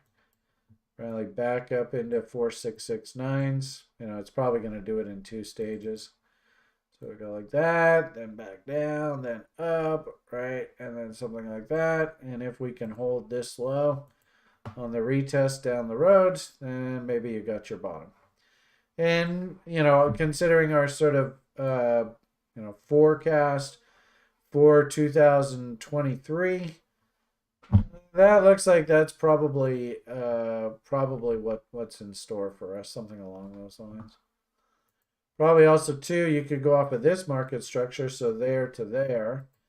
And if you can get a W on the other side of this trend line, notice how we rallied up to the trend line through this sort of, dead cat bounce, euphoric rally into 13 EMAs on the weekly charts, rejected back down. This is why it's so important to get market structure on other sides of trend lines, because quite often you'll get like this kind of move on one side of the trend line, then the damn market just walks its way down the other side of the trend line. Drives you crazy. So you're saying that Tyler kind of likes this name in here? I noticed, geez, he did a report from I guess it was the beaches of Brazil. And man, he's got some salty tattoos. He's a bit of a bitter guy. Yeah, I don't know that you saw some of the tattoos on his body, but they were kind of like gangster kind of stuff. Anyway, so it probably, if anything, if Tyler's barking about fundamentals, then that's, we don't often find that assets that when they're up top here fundamentally they're attractive. Usually that's they're overvalued, and a guy like Tyler is sitting there getting all upset and getting pissed off at the brutal corruption in the space. And of course, now I see Tyler's a hell of a lot happier. He's shaved. He's got a haircut. He's down at the beaches of Brazil, probably having a good old time. So if Tyler's happier, then that probably means we're back in a good investment landscape for crypto. So actually, it's cool that you mentioned that, Adam. I'll add this to the watch list. I definitely like to be long names that he's interested in here. We'll even add a note. We're gonna say Adam. How the hell does that? How does your name go again? Oliveira do Hospital. Do? I don't know whether it was do or do, but anyway. And actually, we're thinking about doing the live training session, and I'm tempted. I think I want to just go and get your place again in that Oliveira de Hospital, because damn, that was a fucking cool place. Anyway, says Chico Crypto, aka Tyler, likes this name from FA perspective. No bottom as of 3. What's the date? 7th or something. Is it 7th or 8th? Oh, 8th. Jeez, and it's already the 9th for Paul. Gee, this month's already a third over, right? Let's watch for a W and buy some on that event. Or even the YCAF, the Benkoff. Following that. If this thing can W out here, I'm definitely interested. I mean, hell, you can see at $4, just to move back to things like good old Mountain Man, 50% levels. That's going to be 10x. So what the hell, eh? So anyway, all right. So thank you, Adam. We've added Adam's note in there. Probably where it stalls out is that 877. Oh, excuse me. That 877 and right up against Mountain Man there. All right. So actually that was probably worth our while. With the picture looking like this, I doubt we actually even have enough data to do a momentum study. Because, yeah, you can see the data's pretty thin here. We don't even have any Bollinger Bands. That's good to see. Well, he did get stupidly oversold on a weekly basis. That's usually a good sign that you're not coming in and chasing an uppy market. So that's always good. On the dailies, somebody came in and did some serious buying here, right? Wow, look at that move. All the way up to $6.20. So even right now at 4 and change, you aren't paying a hell of a lot more than what that candle printed. And I suppose there was your bull div in MACD way over here. So, I mean, generally, I like the idea that break that trend line, now show me a W. So as you can see, Adam, I think you're heading in the right direction. Now, can I please have a W? I suppose off the daily, you got that really tight one in there, but that might be just a little bit too quick. I don't know, that's a tough one. I suppose, Adam, you're veteran enough at this game. You could probably go pick some up off of this, play that double bottom there, and let us know what happened. That's a pretty small risk window. Just simply buying the W and risking against the lows. And what is that? That's 4 and change. So like little old ladies, they're going to be looking for like $9. Is that doable? It's not out of the question. I think I would personally prefer, I'd like to see a nice W, a little bit wider base. Also, too, profile, that looks a little suspicious. It almost looks like this area down here needs some attention. But let us know, maybe, we consider trading that W and just see what happens. And, it's small risk, so it's not a huge amount of money. That's, I guess, about 519 down to 410. So what is that? About 20-25%, maybe like Joe Sixpack, that kind of trade. It's aggressive, you can see. And probably did he come out and make sort of a commentary on this in a recent video? That's probably why this thing is firmed up here a bit. It's marginal, it's close, but it's not like, oh my God, saucer bottom, this thing looks like the shit. To me, this looks like sort of a coin toss. But interesting. Well, we'll keep an eye on it. And like I said, the weekly charts hasn't quite turned up yet, but does look like it's trying. So, all right, we've got some notes here. I don't know. Either Ben, do you know anything about this Maple? Did you watch any of Chico's recent videos? Does that mean anything to you? No, I'm gonna have to go back and check that out. All right, and do I dare ask Paul whether he knows this story or not? You know me, Brian. I'm not a fundamental guy. I'm too Is busy. this a name that you guys are kicking around your group? What? Say again. Like, just is this part of your universe? I guess it's not even on Binance though, so it's kind of no. It's not on Binance, and no. Hey, Joshua gave us a $2 tip. Thank you, sir. You're such a sweetheart. I think we have I purposely put it so that the commercials could be skippable here, because those drive me nuts when I have to sit and watch the whole darn thing. But thank you very much, Joshua. That's really nice of you, sweetheart. Okay, hopefully that gives you something to think about there. Cheap, right? I always like cheap. Looks like the original bottom that was put in was down here at about $3. If you can buy below value, it's probably a half decent idea. But probably a little bit early for us to get too uber bullish here just yet. So, all right. Well, thank you anyway, sir. Any other requests here? It is, what time is it? It's 7:30, so I guess we got about 20 minutes, half hour left. Let's see what you guys are saying up top there. Gordon says, thanks, BB, for clarification on confirmed divergence on Sunday's show. Oh, cool. Glad you like that. Good evening, Adam says, one thing I'm unclear on is if you should use a 4-hour chart for the stock market in the States due to shortened trading hours.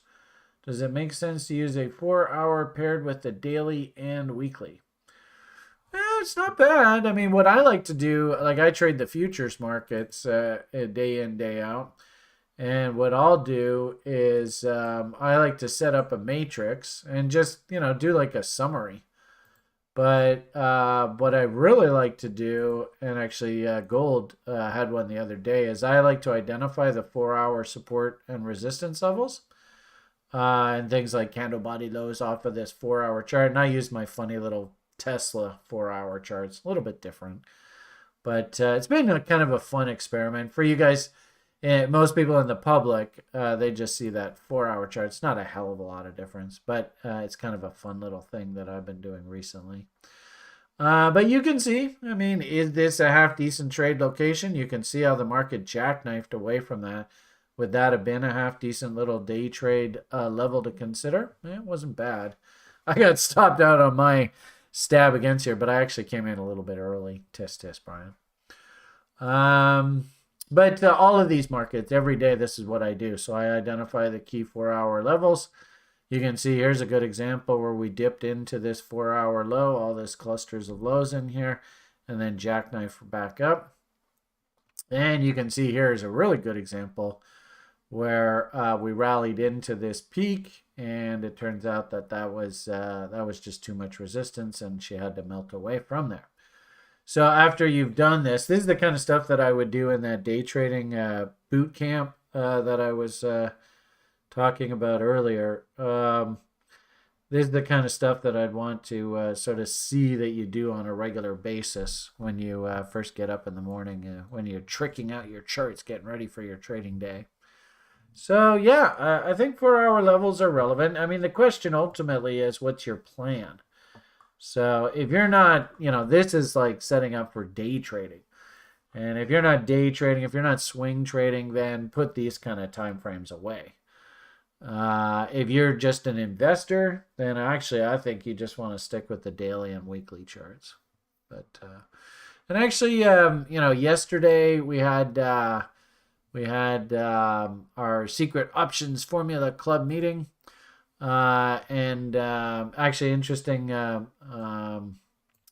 Ben was talking about leveraged products. I'm not quite sure if this leveraged product follows the same guidelines. I don't know whether this is like a leveraged or it's just one-to-one. I'm not quite sure. But anyway, we were studying these guys up pretty closely. And not so much the NASDAQ. NASDAQ looks like it's trying to turn off its lows. That's something like the Dow. I mean, look at that W. That's not a good sign. If you're a bull on the Dow, you don't want to see these Ws. So that is this is the short Dow 30 proxy. So most of the public probably just dealing off of daily and weekly charts for investment purposes. For the junky traders, swing traders, day traders, and stuff, 4-hour levels I think are pretty relevant. And that's sort of like all this kind of conversation, right? An investor in Bitcoin, they're probably not too interested in this kind of time frame. This is just driving crazy. If anything, what I like to do is I like to start at that higher time frame chart. And actually, I even put a tweet out the other day, just simply saying, we had our inside bar failure here. Where are we likely to find support? And because the market is fractal, that means that technically time frame doesn't make a difference. It's just a different time frame. All the principles are exactly the same. So 13 EMA acting as support and previous high lows. Remember I talked about the 4-hour levels. Remember on the daily chart we talked about this as 38.2 off of that whole range. So levels are levels are levels. And if anything, you look at this weekly chart, you come up with your levels and you say, okay, how is the market going to move down into that? And that's where this kind of pattern comes in. Oh, I see how the market can move down. There are bear ABCDs working off of the lower time frames. So anyway, hopefully that helps. All right, just trying to establish a good short-term, medium-term, long-term picture. I think it's in everybody's best interest to do that. Start at the highest time frame and work your way down. And really what we're looking for is confluence. Can I see that the weekly chart, remember through all of my rant, you heard me barking about how this is a 38.2 off of like the daily charts and how this potentially is making a big fractal top. So, then it's a question, okay, how does the market work its way down into these levels? And, there's a 4-hour trade setup. So I hope that helps. Let's see. Snowboarding JJ says, good stuff, BB. All right. Richard, I screwed up the audio there for Paul, but I think we got him headed in a good direction. All right. People said, yep, we can see Paul. Manolo says thoughts on Silvergate. Well, I mean, sadly, I started off the conversation. I'd actually be interested to get the boys' opinion. I think I told you earlier what my two cents on the whole Silvergate soap opera. But what do you make out of this? Actually, I'm gonna be curious. I want to hear from both of you. Paul, what do you make out of all this? Silvergate Capital. Yeah, just noise on the short term. All right, there's a bold statement. Yeah, pretty simple. I bought some at $4 and something, $100 of that one. Recently or a few years Yeah, ago? recently. Yeah. Recently, yesterday actually. If anything, great analogy of why we nanny nibble and why you don't take too much risk on any one trade. Yeah. I think it's about $2 or $3 in the after hours. So Paul's probably like, "Whew, thank goodness I didn't pour a ton of money into this thing." I usually don't put too much money in idea like that. Well, smart. Unfortunately, my impression here is that this is exactly the same scenario that the .coms went through. In fact, actually, one of our Romanians, Eddie, I haven't seen him on the site. I think I saw him on the site last night. But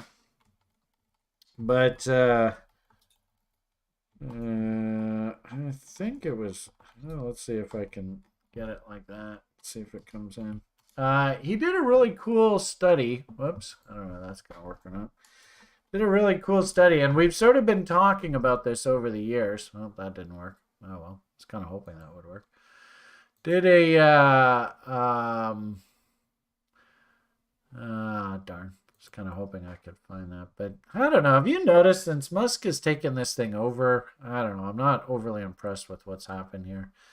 And I also see a lot of sort of people saying that now that Musk has taken over and sort of, totally cannibalized the company, the bots and stuff are absolutely out of control now. So anyway, I don't know whether I can find it for you, but just give me a second. One of our site members did a historical comparison of Amazon after the 2001 sort of meltdown, the .com bubble bursting, and what things like Bitcoin look like right now. And frankly speaking, the similarities are startling. So I don't actually, I think like Amazon, Bitcoin will survive and will be sort of one of the ultimate long-term winners. I wouldn't be surprised if there's a lot of the names in the crypto space that just don't make it. And I wouldn't be surprised if Silvergate, because I remember I was a broker through that whole period, and it was just blood in the streets for years afterward. This guy has done so much damage to this space. It is going to take years for crypto to fully recover from the damage that he's done. Geez, I was kind of hoping that this Amazon chart would be just in front of me. But like I said, Eddie did this really cool study on Amazon and sort of what to expect. Here we are. I think this is it. Yeah. So, oh, no, that's a different one. Darn. Where are you, Eddie? Whatever. Where are you, Eddie? Fudge. Anyway. Darn. Never have these darn charts in front of me when I need them. Anyway, I thought I could pull this up for you. Keep in mind, this kind of message hasn't changed. What I basically said was I think that we have to go through a bottoming period on Bitcoin that's very much like the 12 to 16 cycle, sort of back and forth, back and forth. And through this back and forth that Bitcoin has to do, we're probably going to find that a lot of the little stories, things like Silvergate and FTX and stuff have to play themselves out. And it's just, oh God, what a pain in the butt we have to get through. I can't find that message. Darn it, Eddie, where is your Amazon message? Oh, well, yeah, I guess I just can't find it here for you today. I'll probably find it like 5 minutes after I'm done this video. No, I just can't see it. Can't see it. Darn it. No. Well, maybe while I'm blabbing away, I'll look at something else. Maybe I don't know, Ben or Paul, you can see if you see it somewhere. But anyway, it's really cool. It's really cool study. And it's good quality work. If it's one thing I like about TRIers, we train you sort of what to look for, and then watching everybody develop individually and blossom on their own is such a cool experience. So, but unfortunately, if I can't find it, oh, is this it? I think I found it. Yay, there it is. So there's Amazon, and this was back in 2099, 2000. And there's Bitcoin. So interestingly enough, you can see how Amazon rallied back into moving average resistance here. I think Bitcoin did exactly the same thing, banged right up against this 200 period moving average on the weekly charts. Kind of waffling now. I mean, thank heavens we didn't go straight down here. Maybe this, left shoulder is part of this. I don't know. Maybe that's the neckline. But this is the Amazon chart. And I just feel that through this 23 window, Paul showed you the Benner cycle, that probably Bitcoin's going to do something similar to this through this period. Anyway, that was a cool chart that was put together by Eddie out of Romania. There he is, Eddie. Actually, here's his chart. This is probably just nice and clean and simple. So there's Bitcoin and Bitcoin Tether, Coinbase. Not quite sure what he's showing us here. But I know he had a chart of comparing it to Amazon. So well, I don't know where he went. Anyway. Okay, so that was, I don't know whether that was a question. Oh, you wanted to compare it to Silvergate. Now, the chart itself, there isn't a heck of a lot to say here because the chart actually put in a recent M. And we actually, on the site, we actually called up the company and talked to a girl that worked in customer service. Her name was Maya. And she tried to hook us up with the investor relations department. And it was weird. It was like I got a call from them, but then literally it hung up right away. And that was right in here. And so when this was like, it was like last Monday or Tuesday that we did that. And I remember in the call, we said, gee whiz, you got that big M. What are you supposed to think if you ever see the market smiling at you? So that was probably a bit of a warning sign, the fact that, we actually called their investor relations department there. And then, like, the whole stock just started to absolutely collapse. And now, as we said, in after hours, now it's 275 bid, 276 offered. So that's down in this area, down here now, down in here. I wouldn't touch this thing with a 10-foot pole. Just leave it alone. There's far better fish to fry out there in the world. And unfortunately, I hate to say it, but I think a good chunk of 2023 is going to be just simply cleaning up the mess that this Sam Bankman-Fried idiot has made for all of us. And it is perfect analogy of the end of this particular fear cycle. Cryptocurrencies were the ultimate expression of fear asset, i.e., complete loss of faith by the public in the fiat currency system, or basically paper assets. That's exactly what is supposed to happen in a fear cycle apex. In 1980, everybody was in love with gold, and gold futures were a brand new product that all the baby boomers had never heard of and never bought before. And you might argue that just the same way crypto has gone zooming up, brand new product, never been offered before, sucked in a lot of this generation. Exact same thing happened with gold and gold futures products in that 1980 respective fear cycle. So it doesn't surprise me to see that this whole crypto story is going exactly the same way. We are now technically, believe it or not, we're actually very far into this respective greed cycle.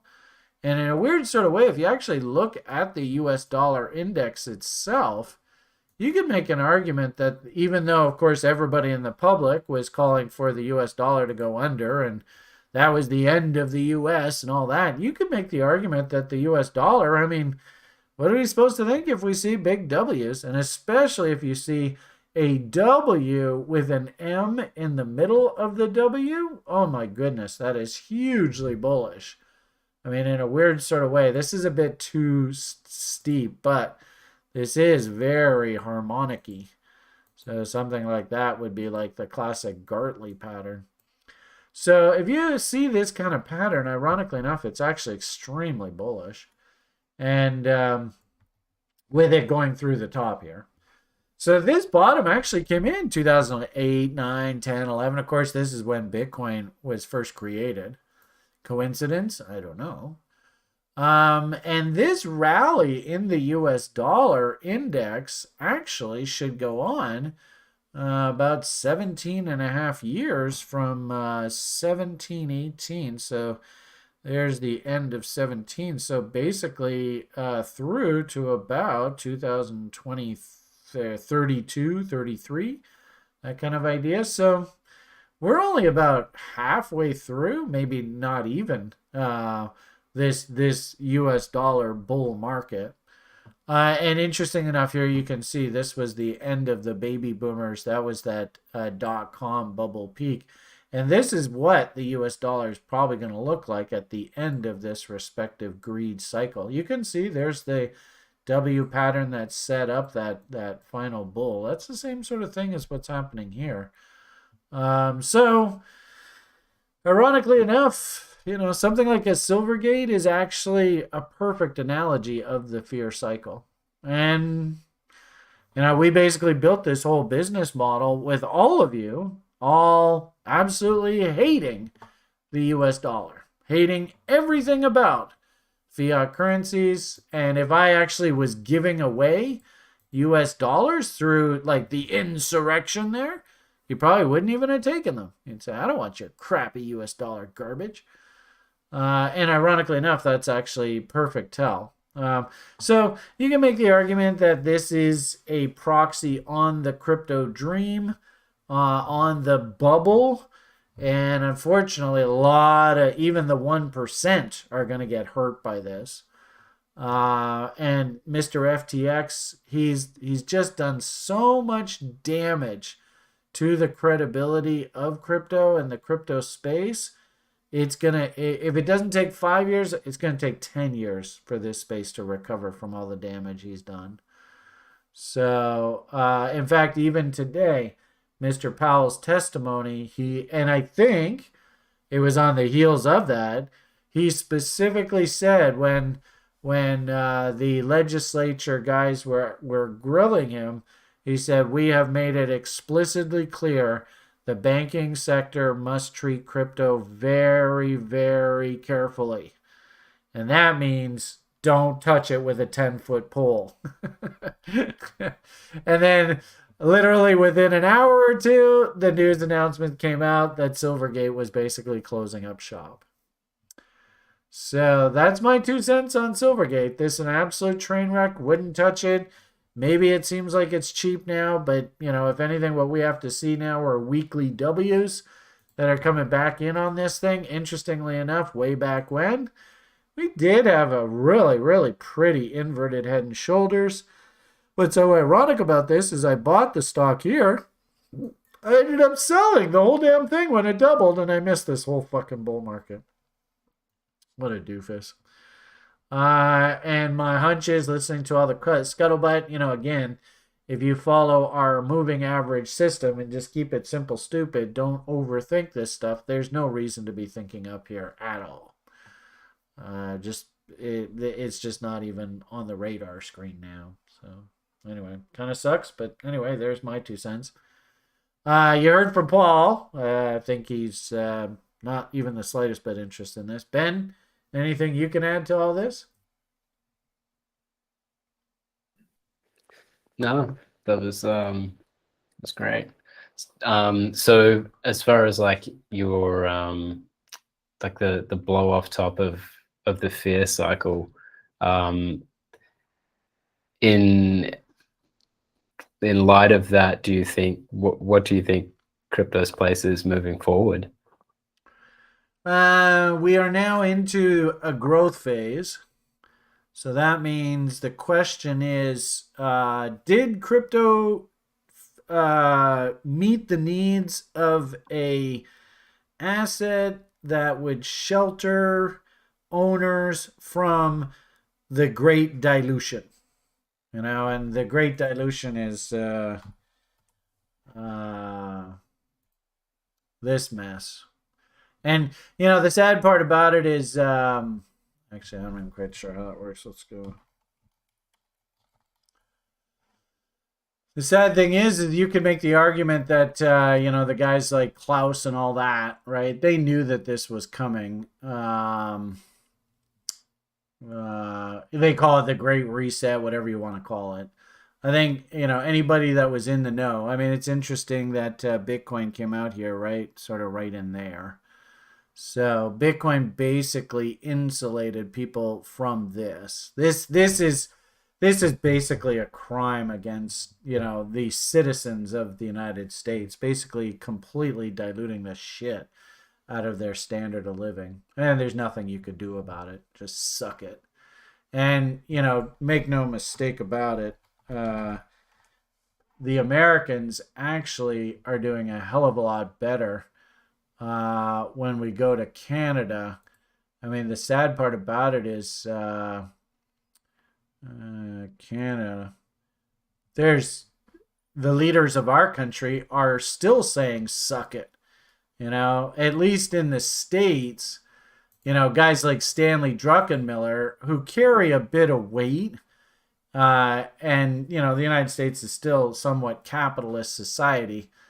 Those kind of guys are like, come on, get your act together. This is getting stupid. What are you doing to us, you idiots? But in like communist Canada, there's no stop. These commies, they're still diluting the shit out of our society. No signs of end there at all. So yeah, I say the U.S., you got to suck it, but that's actually abating a bit because Mr. Druckenmiller's rich enough to tell those cocksuckers to put their dicks away. He's not going to suck anymore. And Brian getting all upset now. But in Canada, there's no end to this communism. It's ridiculous what's going on here. So did Bitcoin service that need? Find me something. And I've made the argument that Bitcoin was actually created by, what a surprise. The guy who was president of the United States right here, basically they got run out of Washington on a rail, and all of a sudden, mysteriously, there's this proxy that turns up that if you buy it, you'll be completely insulated from any of this garbage that they knew was coming down the pike. So did it fulfill that need? And I think it did admirably. And you got guys like Da Vinci, right? I buy Bitcoin at $1. How's he feeling? I think he's feeling pretty good. Blah blah blah. And interestingly enough, I think sadly through the 1980s, the gold market was so diluted with all the ETFs and all the various mutual funds and all the exchange traded funds that have come out in the 90s and 2000s and stuff. That's the definition of an asset being quote unquote securitized. So gold couldn't actually act as an offset to this, which of course drives guys like Peter Schiff and all those kind of people crazy. So did Bitcoin fill its need to offset this? I think it did. And it did it admirably. But we're not in that cycle anymore. We're now in the greed cycle. I actually think that, we'll see how it goes, but I do believe that the United States, the days of the money printing are almost over. I mean, there might be another wave of this through the latter part of this decade. A lot of people are suggesting that 2027, 2028 could be pretty crazy. So just be forewarned. There could be crazy stuff coming down the pike with regard to that. But, the sad part about it is when you look at something like Bitcoin,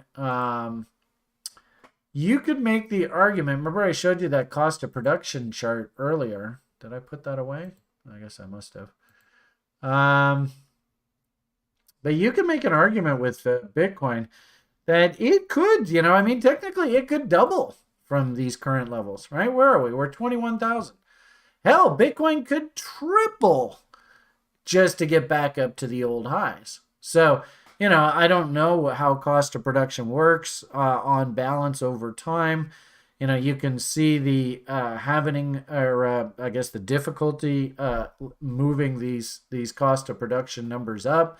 But at the same time, too, new equipment keeps coming out that's faster and faster and faster, which is going to keep the cost of production down. So this is value here. Even right now at these current prices, we're about twice what that value is. There's a huge playground in here for price, both to the upside over the next few years, but also to the downside. So I don't think it's not like Bitcoin's going to go 20,000 to $20 million and you're going to get your 1,000x like, Da Vinci buying at $1. And I don't know whether he sold any up in the 50,000 or even 20,000 now. I don't think you're going to see those kind of percentage moves, but you are going to see proxies that are geared towards growth. I think that those will do very, very well. So the question now becomes, can Bitcoin transition from, proof of work, what do you call it? Stable asset, value proposition, POW, cost of production, a value play, store of value, that kind of talk. Can it transition into a growth proxy? And that's where things like the Lightning Network come out. Do more and more people around the world start using Bitcoin as a means to do business and, sort of cut out the banking system? And then, how does DeFi work its way into this? Does DeFi actually represent growth? And of course, the good part about crypto is technically it is a computer-centric story, and the trend of computerization is growing. It's not shrinking, which means that there's going to be more and more people coming into this space that are going to be using and developing. And I guarantee you there are going to be more Do-Kwons, there are going to be more Dannies, and magic internet money. And really, that's just a question of, can you play the 4-year venture cap cycle and the money cycle? So my hunch here is that, yes, we're transitioning out of that store of value story, but we're transitioning into the growth story. And so the question you have to ask yourself is, how can crypto be used to actually power growth going forward? Good example of that is like in the stock market. I mean, the stock is just on its knees right now, but there was one company and they built their own blockchains and all these guys. And this stock, I mean, look at these moves. When the crypto landscape, that 4-year cycle is friendly, and of course that 2021, that was just an insane blow off top peak. You can have stocks like this go from 80, 90 cents to over $20 in one bloody week. What the hell? So, this is actually where I think the fortunes are going to be made in the crypto space going forward. And if I'm not mistaken, I think these guys actually developed their own blockchain. But, can you be nimble? And when these damn things take off, of course, you make damn sure to pay yourself. So this is actually where the next sort of gold mine, in my opinion, in crypto is how do companies use a blockchain to leverage earnings and growth? I don't know, Ben, what do you think? Does that help answer your question? Yeah, for sure. It's an interesting one, right? Because it could be both a fear proxy and a growth yeah, it's moving away from that store of value into something completely different, to still be something that people flock to when we go into a growth environment. Yeah, and keep in mind the growth environment. This is going to be a muted growth environment. So, and we're already. I mean, technically, this growth environment actually started in 2020 or 2018, the end of 2017, the beginning of 2018. So we're already technically about 5 years into this respective growth cycle, and the cycles are only 17 years. So that means there's only 12 more years of this. And then once we're through that, then we're right back into another fear cycle, and Bitcoin could go all crazy ape shit again as this store of value story again. Right. So it maybe it's cycle agnostic then. Well, but see, here's the thing, right? Is that because this is securitized, like I might actually make the argument what you saw there over the past 2 or 3 months. That was a 50% increase in the price of this asset, right? We were down here at like with 15, 16, and they worked it all the way up to 25. So, I mean, what the hell? That's a pretty big move anyway. So, that's 10 on 15. What is that? It's about 60% or so, eh? So I think you're going to get this kind of movement all over the place. And I might make the argument that you could see the same kind of thing in the gold market. And, through the gold market days, let me just throw it up here. In the late 1990s, of course, the 1990s, that was a greed cycle heading into the dot-com boom. But like if this is an illustration. This was that 1980 bull market, and that was the last fear cycle peak right there. And then the greed cycle peak was 1999, 2000, right in here. So could you have Bitcoin do something like this where, this was that sort of 15,000? And I got a funny feeling that this is what we're going through right now. So we just had 15,000 right there. And then, of course, dead cat bounce, pretty nice rally off the lows. Could we then roll over and grind everybody's gears into the fall and work our way down, maybe even over the next few years? Tough to say. And come back down and trade down to like 12,000. I mean, Bitcoin works a lot faster than this, but nonetheless, just that same sort of idea. That's the same thing that I showed you with that Amazon chart. How long does it take for us to move out of the blow off top cycle peak and then wash the market out? But the point that I'm trying to make here is that, from this point right here to this point right here, this window right here was, interestingly enough, when there was a company called Briex. And Briex theoretically found a huge gold deposit in Indonesia. And the stock went from 20 cents a share on the Calgary Stock Exchange to ultimately over $200 a share, and it was relisted on the Toronto Stock Exchange.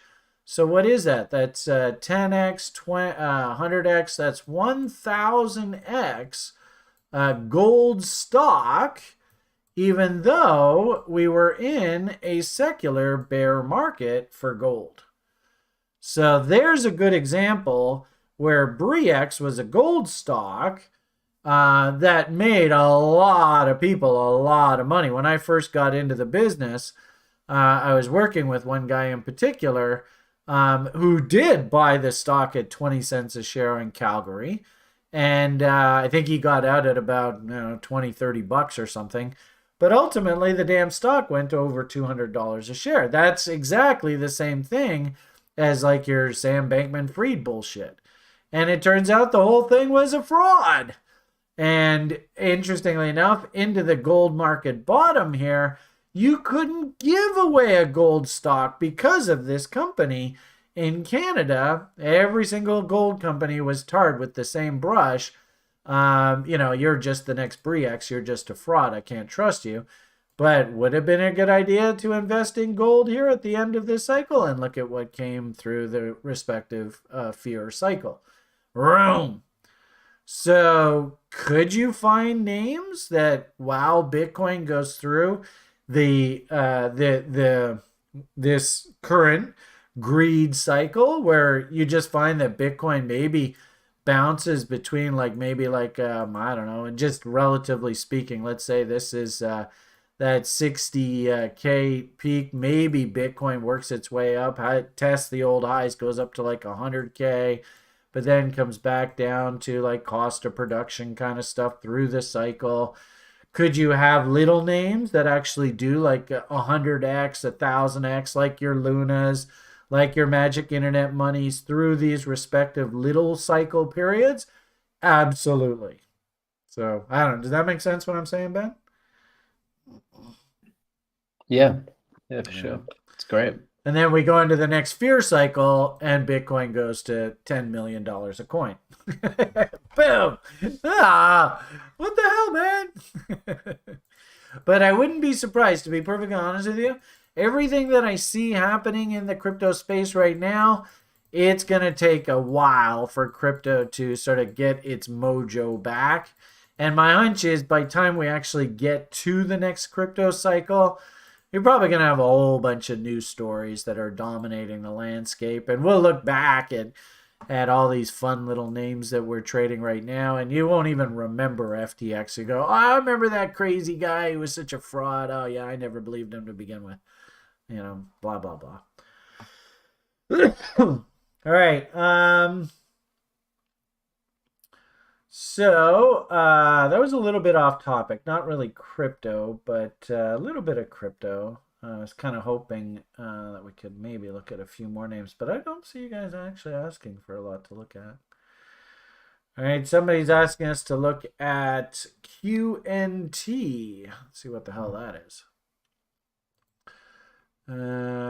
Should we do it over here? Sorry, whenever I start talking about what the banksters have done to us, it leads me to start swearing. It makes you so angry what they've done to us.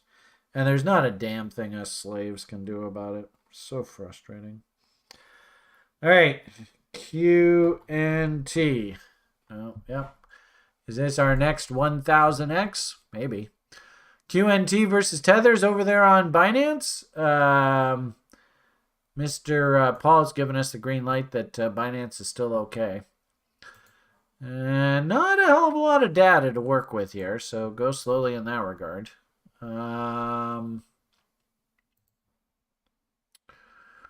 are we? Candles. There we go. What do we make out of this? It's not, I suppose if we zoom out, it's not even really that cheap anymore, right?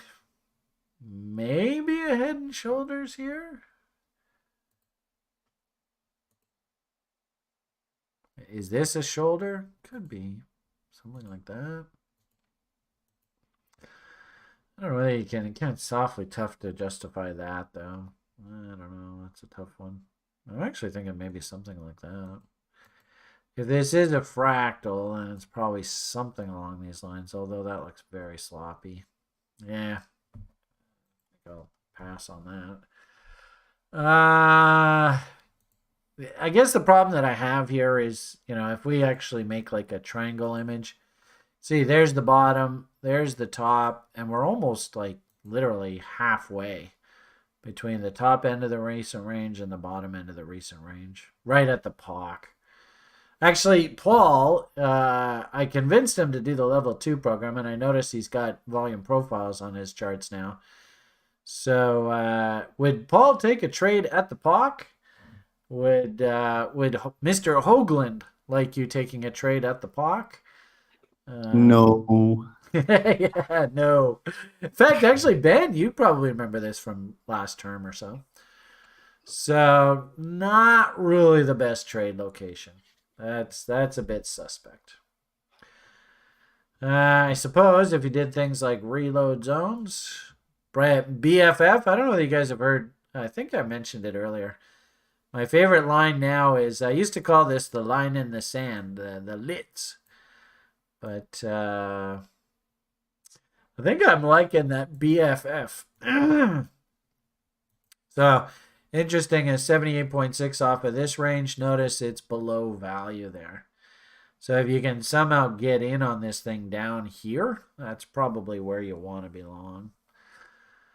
Probably also too, the profile ideally would like to look like a parabola. So this is one thing that's a little bit bothersome about this, is if we take the POC and then you take this arc tool, we just draw it up to value high, and then align that middle bubble right off the POC, you can see there's a bunch of unfinished business down here. That's a little bit suspect. Suppose also too, you could do ABCDs. You know what would probably be a better thing to do here would be to do like a log chart and then do ABCDs. So there, something like that. Then clone that, and there to there. So now we're starting. Now you got a level in between 78.6 down to 88.6, and notice there's your original W, right? When you look at these on log scales, you can really see the original bottoms very clearly. So look at that. That's your market structure level, and that's also your ABCD objective. So I'd say the odds are us heading down into this area probably pretty good. Then since we have M's working here, and this is our COVID gift the universe gave us. So thank you very much, universe. Appreciate it. We can start applying things like chaos theory. Oh, look, we got a 4.669 right against that 88.6. And we could also do one off of this range here, that high down to that low. All right, look how that 4669 lines up with the ABCD almost perfectly. So there you go. I'd say if you're going to work a stink bid, probably want to take a look somewhere around that $66. I kind of like that. Exactly the level I have a limit order. At 66, 67, 60. Yeah, QNT, I have it on my long-term investment. There and you I have it go. at 56, yeah. So Paul's giving you the CUDA or the green light that if it's good enough for Paul. 66.7 on the road to financial freedom plan. The road to financial freedom plan. Wow, there you go. Yeah. Fancy schmancy. Yeah, a nice name and a nice plan. Simple. So that's probably what I would be thinking here in the near term. Yeah, 0.5% is good enough, and another one maybe even lower. All right. Suppose you could probably do like trend line. This is a really, really good tell. Notice how we draw the trend line off of this original bottom here. That seems to intersect nicely with that level there. It's not bad, you know.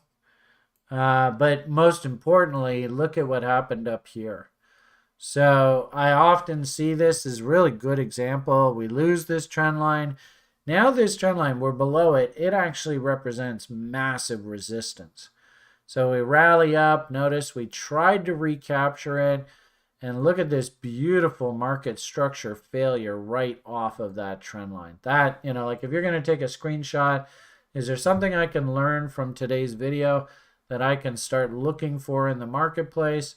It's when you see previous market structure that looks like it was being pretty well respected. It's lost, then we rally back up, we try to recapture it, and then you get a failure on the other side, and that basically sets up the bear market following. So really good example of a trend line study there. So I don't know. Who asked for this? Adam. Adam, does that help you at all? I don't know whether you're a part of Paul's freedom plan, but there you go. In fact, we probably why don't we throw this in the Ben's app. So if you want just a reminder, well, actually I put that in the lounge, didn't I? Let's put that over here. And actually, what was the other one that you guys asked us to look at earlier? MPL. Let's see if I still have that. MPL. I think that was in this.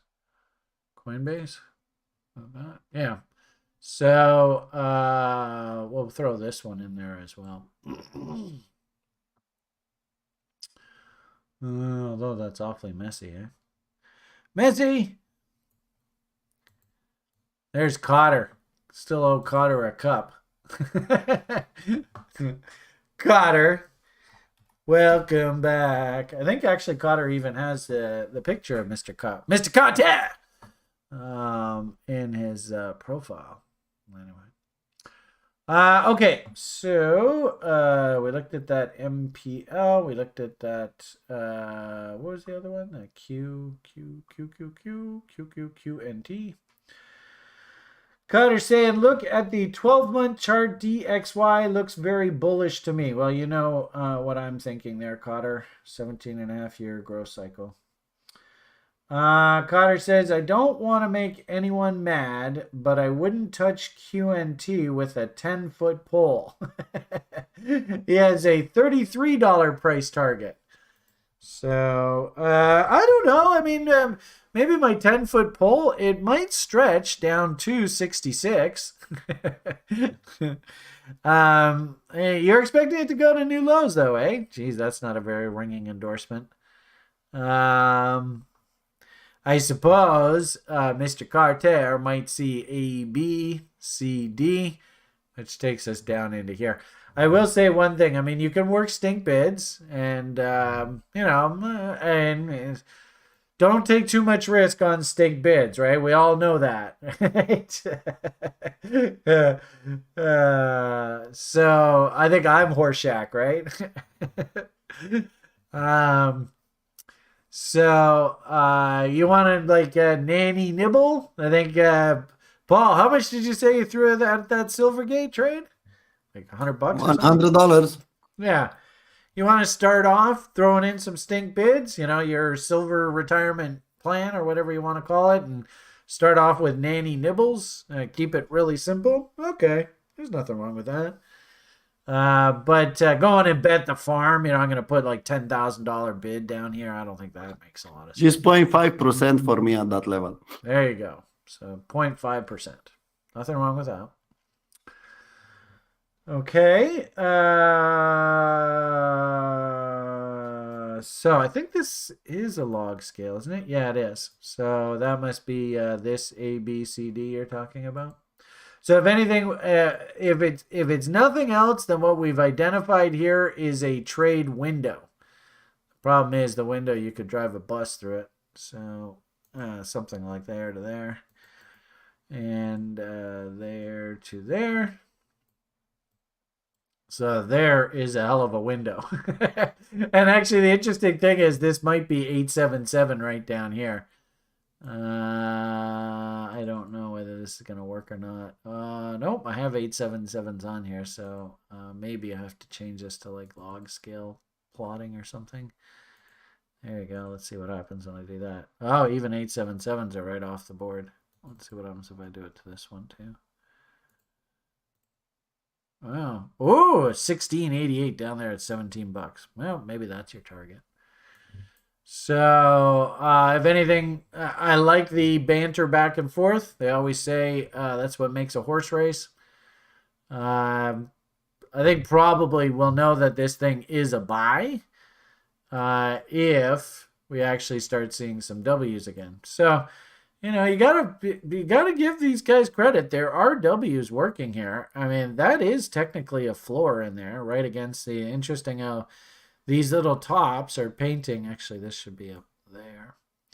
These little tops are painting a serious test of these lows. So my first objective would be, let's see, can we take out these lows? I don't even know if that's possible, but we'll see. I do kind of like Paul's thinking, work some stink bids down against the original bottom. But just understand there are guys like Cotter out there who are fully expecting a serious test of the lows. And if this thing really does turn into an absolute nightmare, they take this thing all the way down to $20. So just be careful at $117. That's sounding to me like it's pretty rich. So actually interesting. I don't know whether you see this or not, but it kind of looks like there's a head and shoulders here. So there, to there, to there, to there, to there, to there, to there. So it's angled.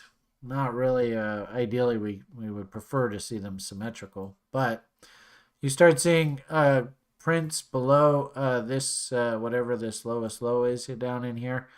In that area, then the bear ABCDs are in full control, and Paul is probably going to get his fill. So maybe I don't know which chart it was that I added, but I'll print this one off, and Ben, if we want to add this to the spreadsheet, it might be worth saving. Come back 6 months from now, see if this thing has swooned down in this area down in here at the very least. And what the hell? If we come down against these lows, maybe I'll throw $100 at it too. See how we do. Okay. Holy shit, it's 8:30. Oh, sorry, everybody. I don't know how it happens, but I always seem to just start talking and I just don't stop. We only looked at 2 or 3 names. Sorry, everyone.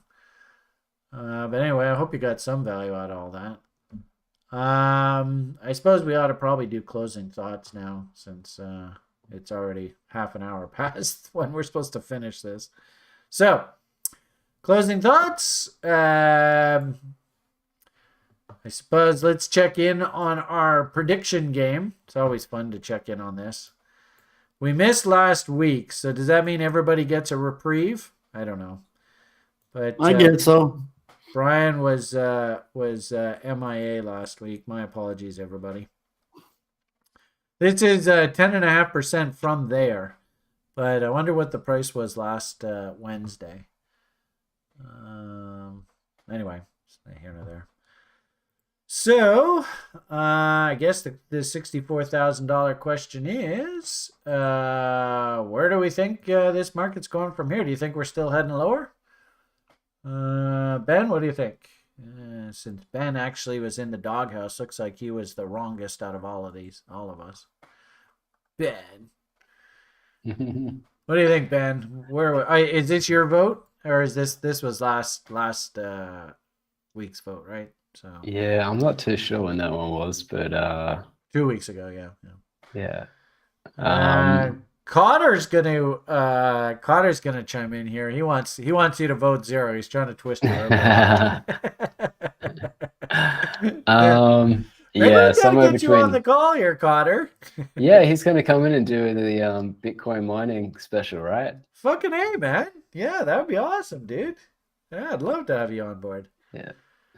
All right, so Ben, no influence. Cotter, keep your own thoughts to yourself. I was kind of thinking maybe -1, somewhere between 0 and -1.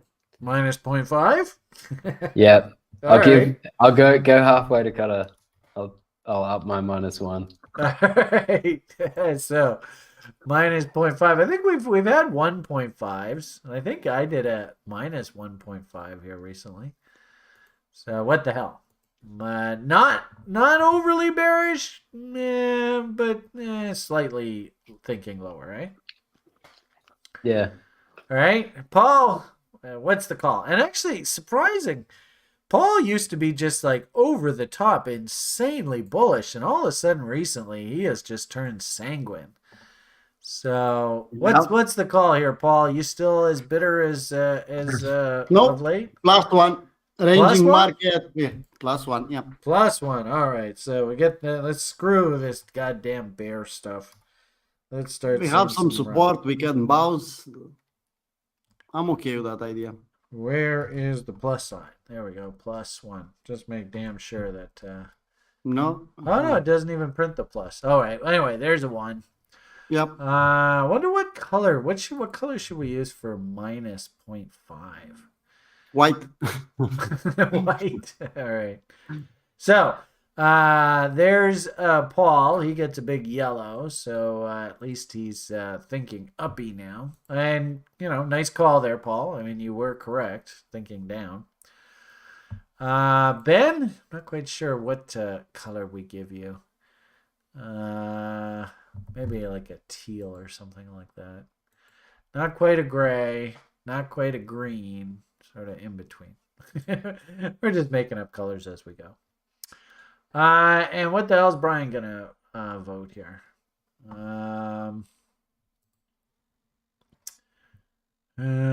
Jesus. So the problem is the question is, by next Wednesday, do we recover?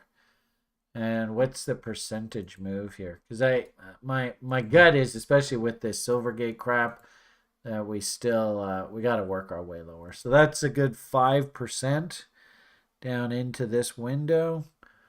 So what would 5%? What kind of vote would that give me? -1. That's 5% or more is actually a red, eh? 5.9. Yeah. Well, okay. Well, so I think I want to just stick with my -1.5. Not quite 1. Because -1 is like under 5%, but I'm not really ready to go with uber bearish. Like, I don't know how this works. We've only been doing this a couple years. Still don't know how the hell this damn thing works. But anyway, I think I'm going to go with another -1.5 here. I think the bear is fully in control right now. But anyway, we'll see how it goes. And I guess we're giving that like a, I don't know, is that a plum color or something like that? I'm not even quite sure what the hell that is. What is that? That is this one here. Light red 1. All right, well, we'll put that in. Light red 1. All right. Okay, well, we've made our votes. Hopefully we've given you a couple of half-decent ideas to consider. I absolutely love this app that Ben has put together. He's already got the maple chart already in there. Way to go, sir. You're awesome. Of course, interesting, this coming. I mean, I hate even saying these kind of names, but this damn thing, it's actually the most beautiful fog and bomb. Learn how to draw these chaos levels, because it's just ridiculous how these damn chaos levels play out. So, of course, if you need help trying to figure out how all this stuff works, feel free to pop on by TRI. Maybe we can school you up.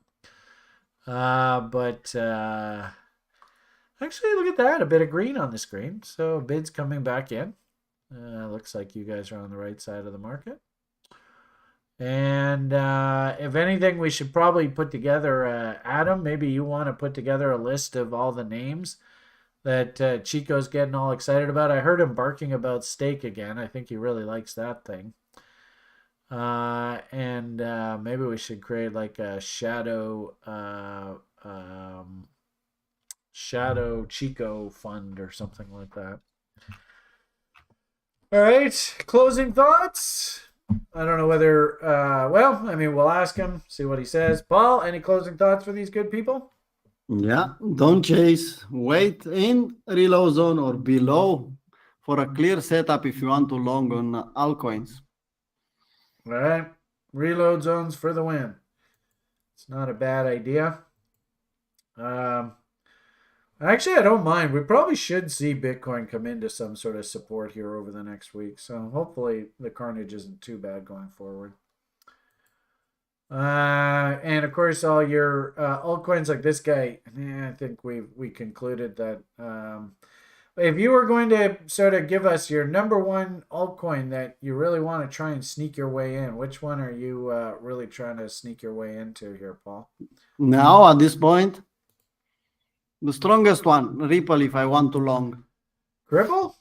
Yep. Actually, I was surprised. It actually performed really well here today. Eh? Yeah. At least it's strong, There's so I could Ripple on have. Binance. I was surprised that pretty firm on the day considering the way Bitcoin acted. So you like him, eh? Yeah. All right. And Ben, closing thoughts. Hope you and Liam have a great day tomorrow. Awesome. And, Appreciate it. Hope everyone out there sends some love and positive vibes. Totally. They're I gonna tell be- you, we missed the show last week. And I went out to him, and last Thursday he was bitchier than a bitch. I'll tell you. I mean, he's 22 years old, so I'm not making fun of a kid, right? And when a 22-year-old man is bitchy, I mean, it's bitchy. So, but I asked everybody for positive karma on the Sunday show, and we had a great time on Sunday. So I don't know. Every time I ask you guys to give us best wishes, it seems to work. And I love you, Ben, for the fact that you just remember that by default. That's just beautiful of you. But you're an awesome dad, man. I would love to have you as a dad. Your kids are so lucky. Awesome. All right. So, best wishes for Brian and the boy. Anything else you want to impart on these good people? No, I mean, just have a great week and keep learning, and don't go investing your little old lady portfolio on 3x leverage products. Yeah, that was real. And we got to make sure that goes in the app. I'm not quite sure how we do that, but that was a really good lesson, man. That was super cool.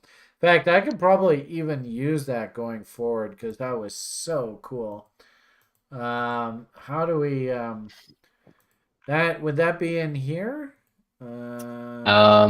Yeah, I'll have to do it, upload it to somewhere where I can. Yeah, because you see, Ben, he puts all these really cool studies and stuff in here, and I think, oh, there you go, leverage proxy. Is this it? Leverage proxy versus Yeah, I've got to get the image in there, but yeah, I tell you, that'll be man, the Ben, placeholder for it.